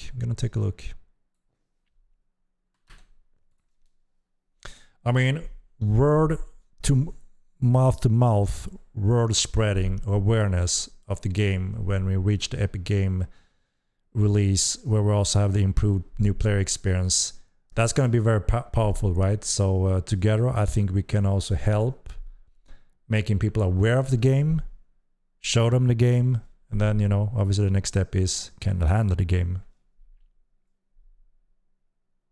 Yeah, crouching is a planned future feature.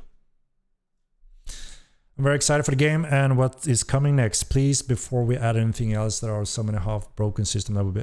yeah, so we have a few of them covered also already that we are working on a little bit already in the Epic patch. For instance, bounty hunting is one of those that was a little bit of a test. That's why you don't have it fully fledged out with rewards and options. But that is the plan to cover if everything goes as planned. You know, we won't delay the Epic transition if we don't feel that bounty hunting is fully in a proper position. Then that will go after, naturally, right? But hopefully we can make it in it or very close at least.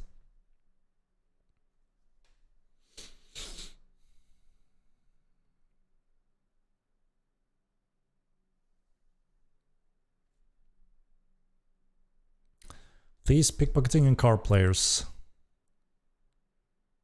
I mean, I also thought it was really cool. You know, remember when people were talking about collectibles, trading cards, but I want to do them as small, familiar creatures that you can collect endlessly, spread out in the world. Very small, cute creatures that you can throw up on a table against an opponent and they fight, and you can level them up and collect them and so on.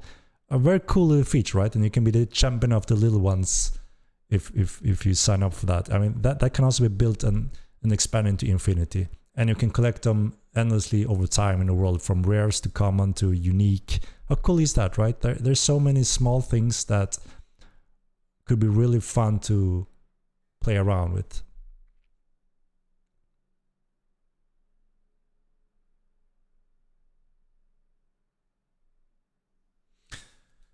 I think I'm a little bit behind here again. I'm gonna jump down a little bit because I think you see that I'm talking about things in the past now. Roulette, that's a cool one. Add D&D. Yeah. Imagine sitting in a tavern and play Dungeons and Dragons, pen and paper. Right? Imagine that.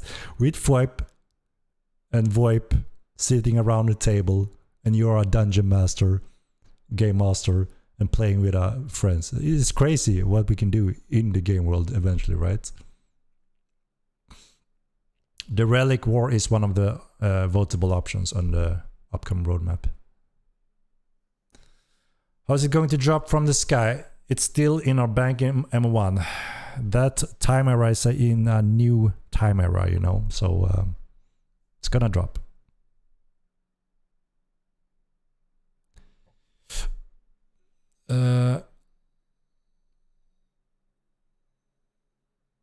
And did the dice roll command not come with TC patch? I thought it did. And I asked some of our guys, how the hell did you do the dice roll? And no one had responded to me because it was on PTR. So I'm a little bit confused. I need to demand a response, I guess, about the dice rolls so I can answer if no one here knows already.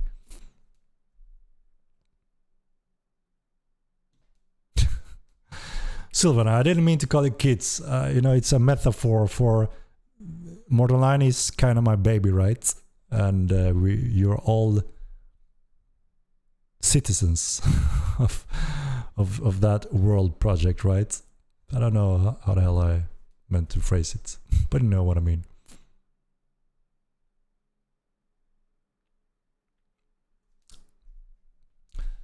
Yeah, is it time for the giveaway, guys? I guess it is. We are closing in on 2-hour mark also. Outcast barely spawns compared to Outlaws who spawns like 10 at the time. So Outcasts are only surrounding cities, right? Quite nearby. There are some Outlaws nearby those areas as well, and those, I guess, are some of the things we may refine a little bit closer to the Epic Game release. To make sure that new players more frequently run into the Outcast first and then learn that Outlaws is a step up, right? And then obviously the veterans even more step up. Once those new players see that a sub is planned, they won't stay, lol. I mean, there needs to be a monetization just like any other MMO game or online game, right? And the question is, how do we do it? Do we ruin the gaming experience and fool the players and trick them to spend more money to be competitive and lock shit and pay to win?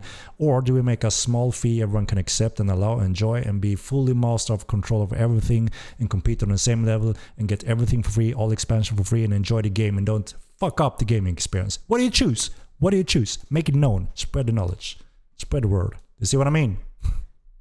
Come on. Come on. Let's do it.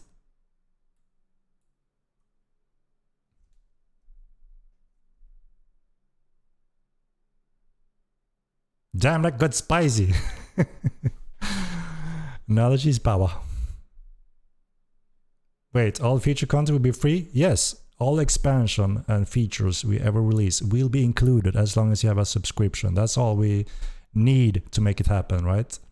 So it's a very easy choice for the players. And I, as a real hardcore MMO fan, player, lover also, I will piss on a free-to-play win mechanic if I choose between that and a proper subscription. I get everything on the same terms. But that's me personally.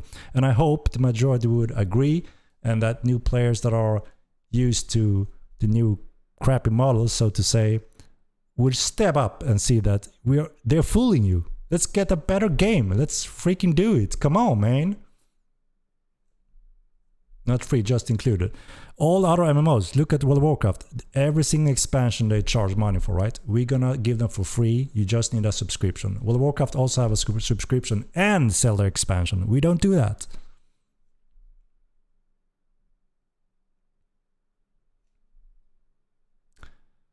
When we like to launch our streamer support program. So we're looking at that as well, trying to prepare everything to have that in a good position for the Epic release also, so we can have as much promotion as possible. We can help promote our streamers and content creators to help us with awareness, right?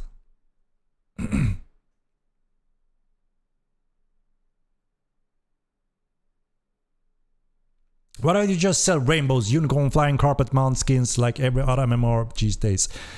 Yeah, you know, that's the option, right? But do we want that? No, we don't.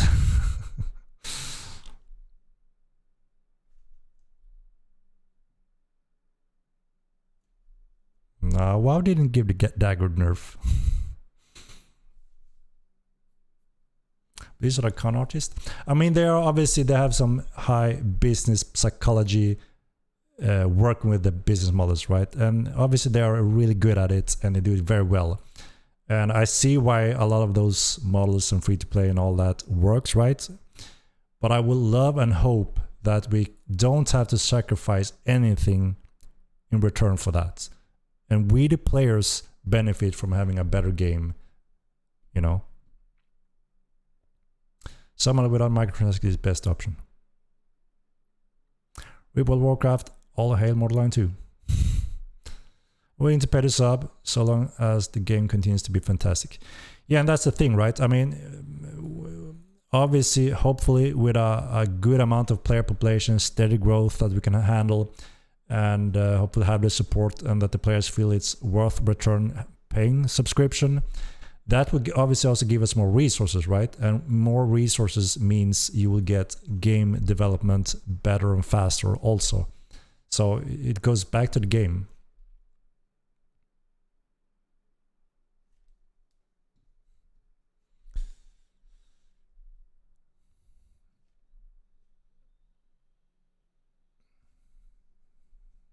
We need smoking option for all the races. Smoke pipe as a third shot. Indeed, Mad King, I agree. Secret smoke ring skills. Imagine that. You're the only one that unlocked a new way of, you know, smoking the puff, sending out that ship, like Gandalf style. How cool is that? And no one else learned it yet. Imagine the bragging rights in the wow factor. That doesn't sound too bad. You earn my sub when they come out. That is awesome there, John Malivore. But yeah, I mean, I know there's a huge, a little bit younger generation than me that are more used to the free-to-play stuff, and they think, well, it's free, so I can play. Why aren't more line free? That sucks, and are quite negative instantly.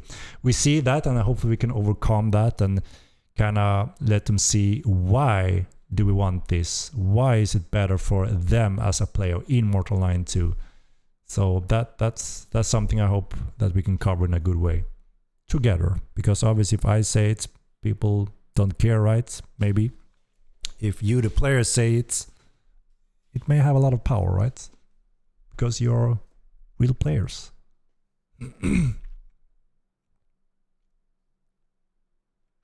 Alright. Shit, it's giveaway time, guys. Last 10 seconds if you just tune in. Exclamation mark MO2, and then I'm rolling it. Zoomers used to throw away MMORPGs that they don't give a shit about. It's sad. Yeah, and there's so much also, right? And there's a lot of studios that have one business model, and that is clone the most successful one, as in clone WoW, change it up a little bit, add something or almost nothing, and do the free-to-play model and such. And that's why we see tons of WoW clones, theme parks, because they want to try to take from that cookie, right?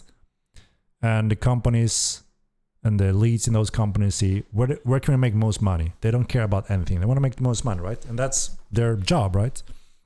So that means they do all of those copies. That's why we had 10 years of WoW clone copies everywhere and nothing unique, creative, no sandbox, and the same thing all over. But hopefully, Mortal Line 2 gonna change that a little bit. There are millions of players out there that doesn't know about Mortal Line, and if they try it out, they can see, this is fresh. I like this. It's like nothing else. I have to adapt to how it plays, though. I can't just grind legendary items and rage quit when I die and lose it. It's not how we play it, right? But we saw during the stress test a lot of new players showing up for the first time. They never heard about it, coming from Valheim, Rust, Tarkov, all kind of different games with some similarities. And they say, wow, I never heard about it. What the hell is going on? And they enjoyed it very much. And they are waiting for Epic Game release also. All right. It's only PvP? No, absolutely not. This is a true sandbox MMORPG game which offers PvP and full loot in the world. I came from Arch Age. It's a good game. It's a good game, actually. There's obviously a few good games, I think. I started in Ultima Line, then Star Wars Galaxies, a little bit of Eva Line, a little bit Planet Side, a little bit Dark Age of Camelot. There's a few that I enjoyed, but not many to be 20 years, which is quite crazy. Can we get more difficult mobs? Yes, we can. Your boats will add so much to this game. Will be insane having ship battles. Yeah, absolutely. And ships will obviously, attract new types of players also, right? So yeah, it's gonna be one of those that you can option for. Henrik has named all the games I most liked. awesome to hear that. You know, we're here for a reason, right? If you manage to find Mortal Online, you recognize a lot from those old golden gems in Mortal Online 2, right? We're quite inspired by those games, but we want to push it further. We don't want to do another WoW clone. So we want to have those roots and move it forward and make it accessible for everyone that wants something more demanding than the casual follow the waypoint only quest like. Yeah, Haven is one of those things that we think fits with free to play, right? If you're unsure about the game, you can start playing on Haven, right? And when you want to commit, that's when you take the decision. So that fits. All right, giveaway time before I get too deep in discussions again. So good luck, everyone. I'm rolling. Let me find a thing here. All right. Good luck, everyone. Boom, boom, boom.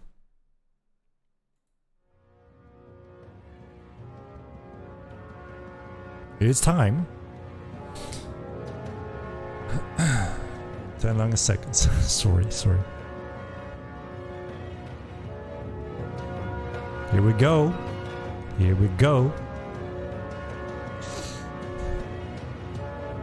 What you made, guys? Wait. Brian for Beard. Congratulations. I saw you in here, right? You're here. Brian for Beard. So what made you guys want to make Mortal Online to begin with? Good question. So it all started back in 1996 and I was a young man or even a teenager. And that's when I became a beta tester for Ultima Online and a whole new world opened up for me. I was playing Diablo 1 at that time. That was a very impressive, awesome game that changed the gaming industry also. And I was lingering in the Battle.net thing that they had, right? And bam, I was recruited into Origin Ultima Online. And I thought, holy shit, imagine a whole open world sandbox. You can walk around and do all kind of things. And that was back with dial-up modems, so it was incredible difficult. No one wanted to pay things over internet with credit card. That was a no back in the days. It was shady business, or people were afraid of it. So very early on in time, but that's where it kind of started. I thought, holy shit, this is the future. I would like to do something like this. And then it continued for many years. I played that game for many years, and I tried all other MMOs I could find over the years. Nothing really got close to it. Some games gave me a really good experience also, like I mentioned, like those Star Wars Galaxies and some of the other games. So, the years passed, and I wanted to start a business. I wanted to run a business, and I wanted to build a game. And I saw that the market was missing a true sandbox game. Ultima Online was slowly losing interest for new players. All the old stayed in that. It became, unmodern. And I thought it's time to put it back on the map, that type of game. There's a huge audience out there that are waiting for this type of game, including myself. So that's kind of how it slowly started. And I reached out to Epic Games to do a partnership with them. That was when Unreal Engine 3 haven't released yet. Only the giant companies that paid multiple millions to license it, and I tried to get it pretty much for free with a special partnership. And I thought, who is this crazy Swedish guy that haven't done games before and all of a sudden going to do the most difficult game in the world? What the hell's going on? And using our license? Nah, I don't think so. But I was quite persistent, as I have always been with everything I want to do. Just like, working on Mortal Online. Even uphill battles and such. So I called the vice president multiple times for about 2 years until I managed to convince him to, meet and agree to give us the license. And it was us and Microsoft and some others that had that license back then. It was so new, it wasn't really on the market. And then we went to a GameCon in Germany, and everyone was putting out their new WoW clone games. There was one next to us. They were using Unreal Engine 2, and I put a lot of millions to showcase it, and then we were at our little small indie booth next to them and just violated them in terms of all factors. Cooler, better game, and Unreal Engine 3. And the boss of that company came to me and said, how the hell did you get Unreal Engine 3? We just managed to do it in Unreal 2. And it was a quite epic journey. A lot of crazy stuff over the years, hard work, a lot of challenges. But yeah, somehow we managed to get here 16 years later. Could probably make a movie or a book based on this, because the stuff that happened over the years is just unreal. Unreal. Not only Unreal Engine, but unreal stuff. And people wouldn't even believe what happened over the years. So yeah, quite the journey. And that brought us here 16 years later in a very short version. All right, let's do the little giveaway here to Brian for Beard. He was here, right? Got a little sidetrack there. Yeah, he wrote here. Is you rigged, Brian?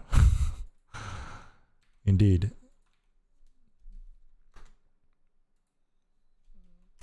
Check the DM, Brian for Beard.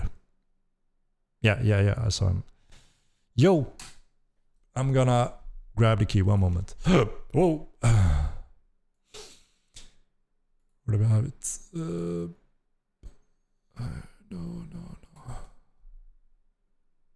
Where the hell do I have the keys? No. No. Too many tabs open, guys. Too many tabs. It's crazy. Lucky I have a lot of memory, because the tabs in Chrome takes the more memory than anything else. Here we are.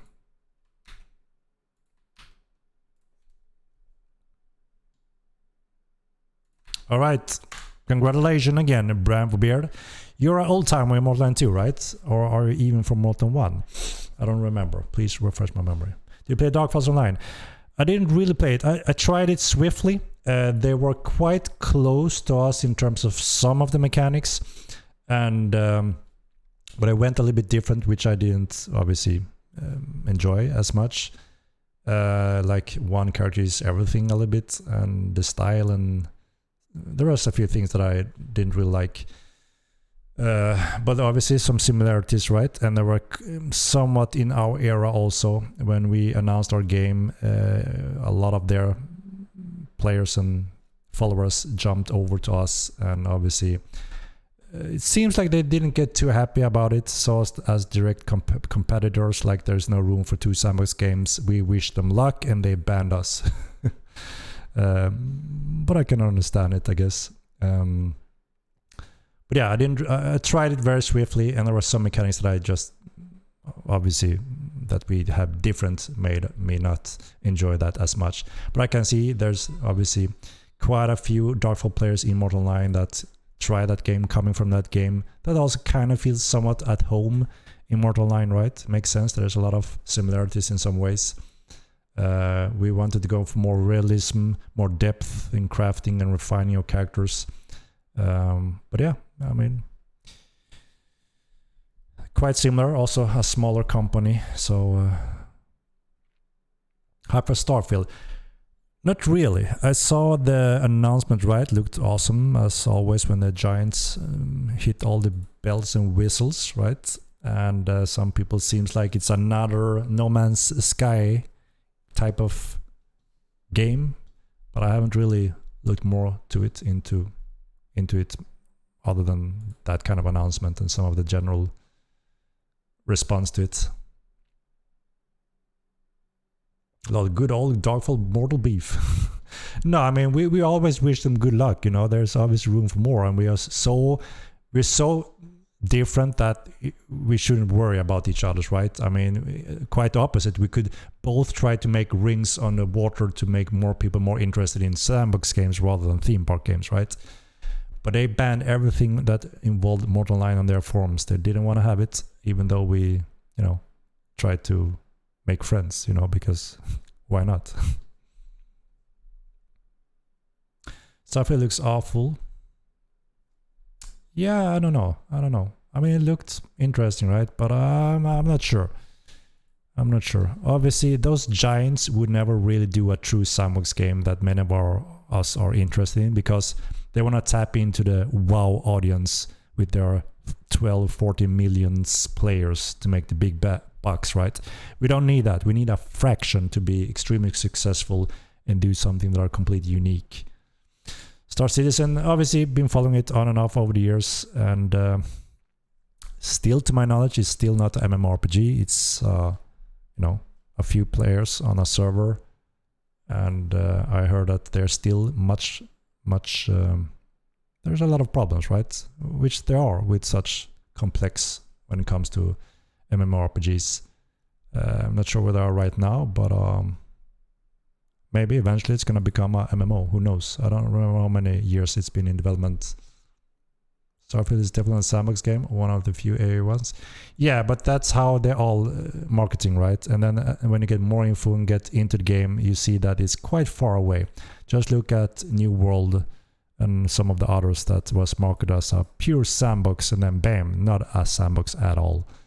So I'm not sure if I would call it fully a sandbox right now until I see it actually is a sandbox.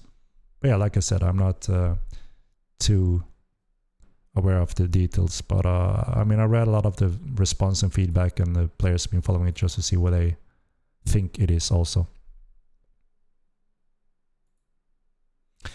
But yeah, I mean, Star Citizen looks awesome, right? The graphics is really nice, some cool mechanics, very ambitious, and if everything goes well and put together and becomes a MMO, I'm sure it's gonna be a awesome game, right?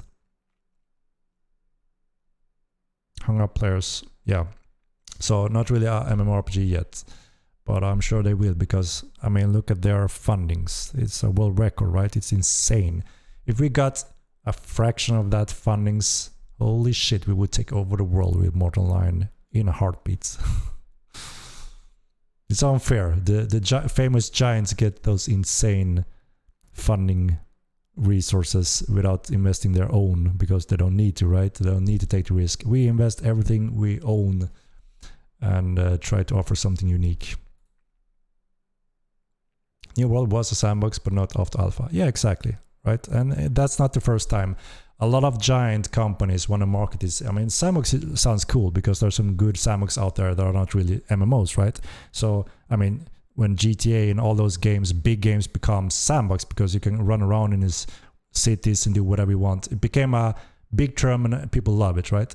So it's no wonder why New World and some other giant want to say, well, it's a perfect sandbox because everyone that gets excited, you can do whatever you want.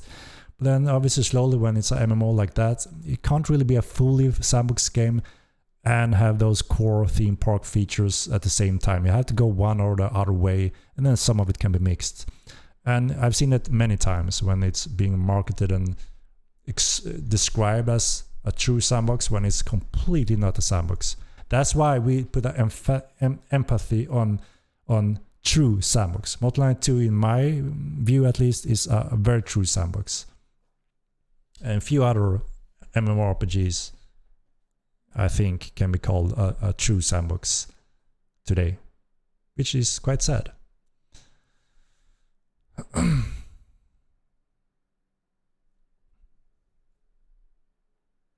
Yeah, we will see. I mean, there's also a risk for Star Citizen. They still make insane money by just selling ship after ship. There's actually becoming a higher risk in shutting that down by doing a poor release and not really fulfill those exciting goals for everyone that are excited and that story and vision. That could stop the investment for them. So it's not strange that they keep on year after year after year and just add to that amazing vision and dream and just keep getting the same amount of money every freaking month and year. It's crazy. It's crazy. So it's a high risk if they decide to, well, here it is, guys. So it's understandable why they keep doing what they're doing. It's a good business. It's been good business for many years, which is a little bit crazy because, yeah.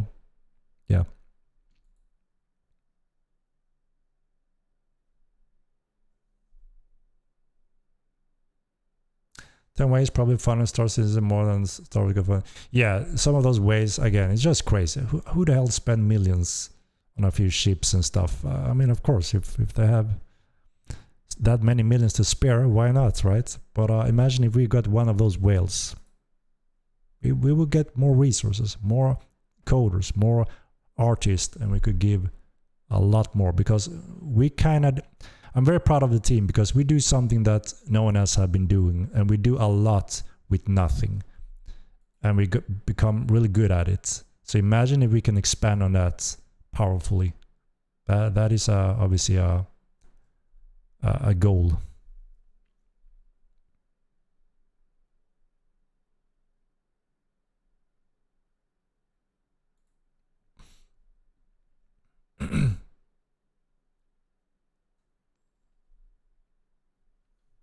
Oh yeah, by the way, we are on ending note here.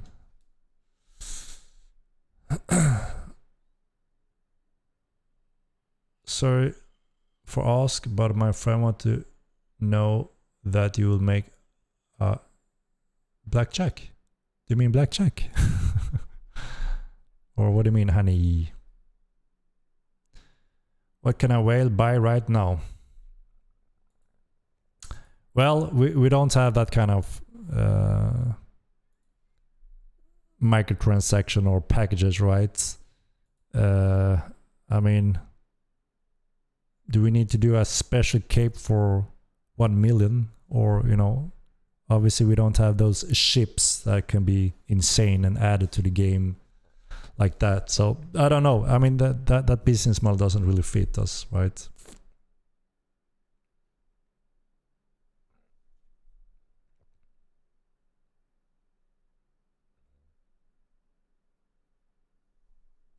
Yeah. Like I said, we don't really have the payment model to support that whale or insane pay to win like Diablo Immortal that spent millions to be the best, and it doesn't give a good game, right? Again, in my view, because how the hell do you compete with that? One guy that spent 1 million in Diablo Immortal and you spend nothing. Of course, you're gonna never get close. Yeah, blackjack. So we have one part of the blackjack finished already, the client-based, but the server-based is not finished. So we have quite a few contents already. I mean, the entire gameplay functions are already finished. So it's gonna be on the votable roadmap. If you pick that, blackjack will be quite efficient to add to the game. Add boats to game and start selling boats. So we're gonna make these insane new ships and sell them for real money like Star Citizen. Is that what you're telling me?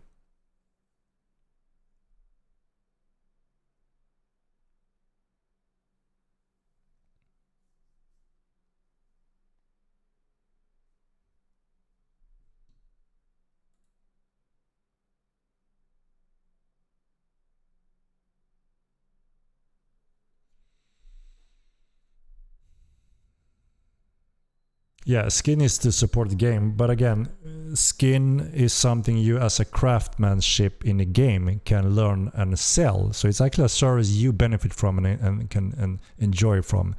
Do you want to remove all that professions and just allow you to buy it instead? Again, we're sacrificing game mechanics, but if everyone wants it and that will give us a lot of resources, we have to evaluate that. But then again, we are sacrificing game parts, I think.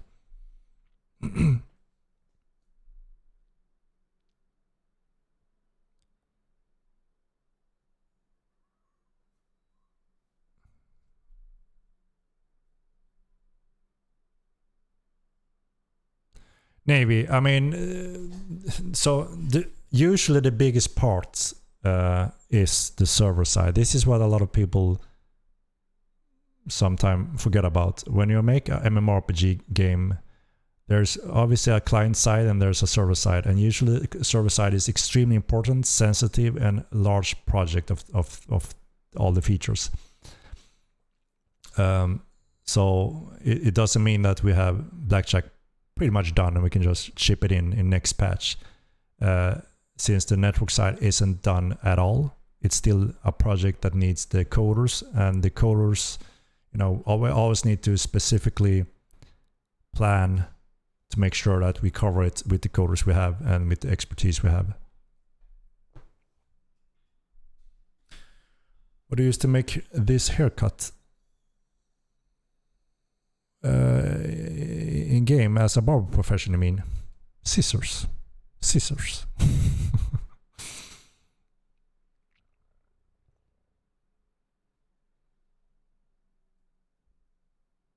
Yeah, the night vision system will be possible in Unreal 5. So we have to put it in after we have Unreal 5 in place. We have to rework and throw everything if we do that in Unreal 4 now. And we want to get away from Unreal 4. It steals a lot of time and resources from us. Rebel Henrik here and beer feature of $15. Indeed. I know damn well some of us will pay $25 plus to be able to keep clay level and just change clay race. I don't think that's a bad idea. Yeah, so me and Matt discussed this earlier on that we think there are room to have a function that allows you to change your clay, but it shouldn't be something that you throw around every few days and change identity and style. So because again, reputation should matter, and you are this person in the game world, and it should make sense somewhat. We try at least to have it immersive and believable, right? So we have a design section where we are planning to revisit this, where this could be a possibility in the proper way.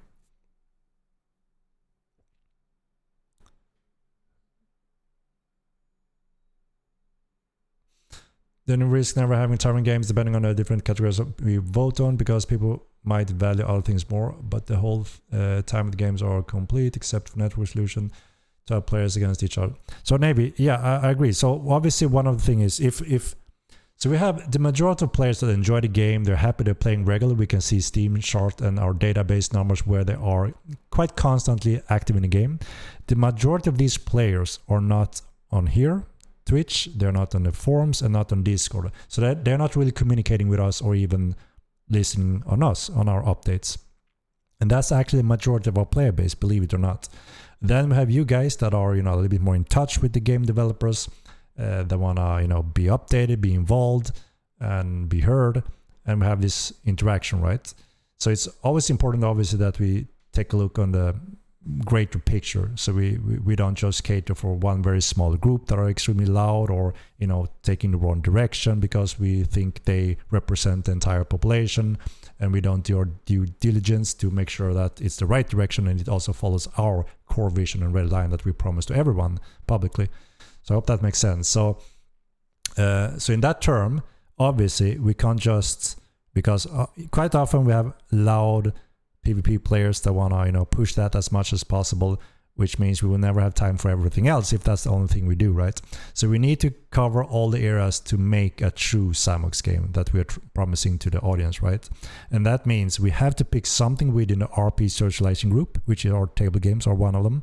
We have to pick something in the exploration PvE section. We need to choose something in the PvP combat section. So you see what I mean? So we're not gonna exclude one, a big chunk of the sandbox every time we vote on these things. We're gonna make sure that we will cover necessary areas, but it will help us obviously pinpoint and have a proper order of things. So I hope that makes sense in Navy.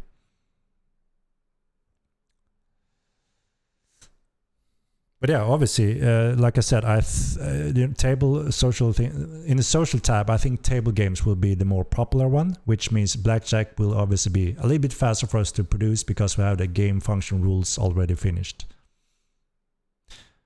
Wise players will vote the game into a completely different game. Stick to your guns. Yeah, that's why obviously we put up the framework, right? So it can't just move completely different. Also, we need to make sure it's a true sandbox game still.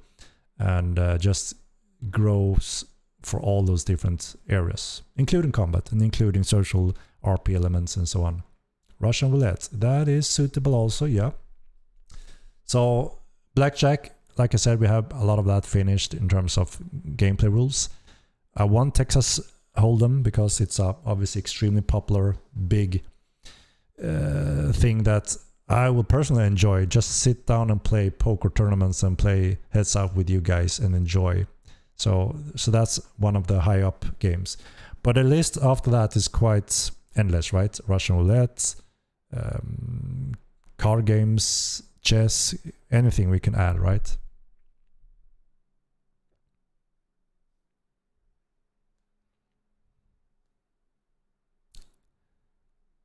Yeah, we have Fletcher Profession also on the upcoming roadmaps.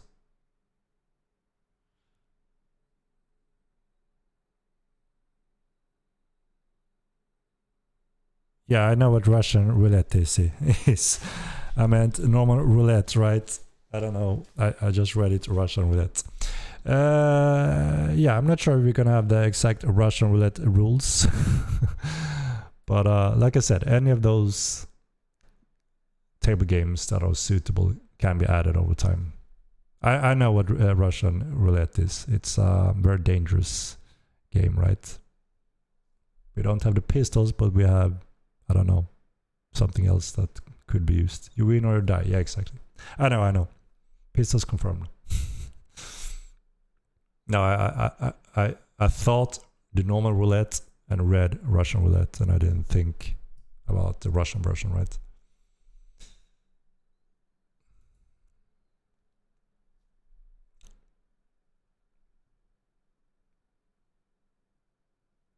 Starfall, that's the closest to Russian roulette. Yeah, true.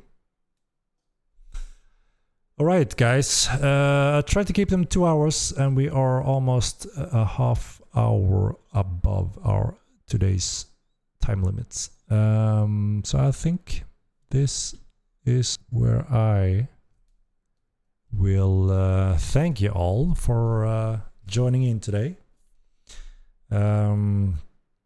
Gonna try to soon, I'm not sure if I have time for next stream, but I'm gonna try to soon organize some streams with some interesting steps. We have Unreal 5 progression. We soon have, we could start soon with the community interaction when it comes to shaping future roadmaps, to have those in place and fully finished for when we, the developers, are ready to take that step later on. So I'm gonna try to schedule those soon. Again, now it's every week, so I do have quite little time to prepare, and I will see if we continue doing them once a week until we at least release Epic, or if we want to do every second week. We will update either way. Let's see, do we have streamers online that we should rate today, guys? Let's do our quick classic vote, shall we? And you can help me. One moment, and I will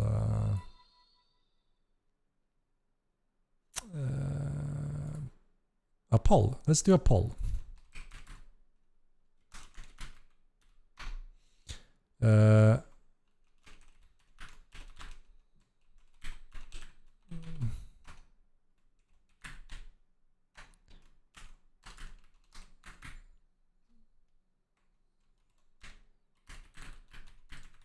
All right, 1 minute, guys. Quick votes, and I will raid. Ready, clean. Yeah, vote on me, vote on him, and I will make it happen. Yeah, it's cool to see Clean back again in the game. Been having some awesome battles and adventures with the Odin Seeds. Always entertaining to watch Odin Seed head out as a group, or all the shenanigans they are doing. Very entertaining. So yeah, and it looks like he's joining them at this time, so that's cool to see.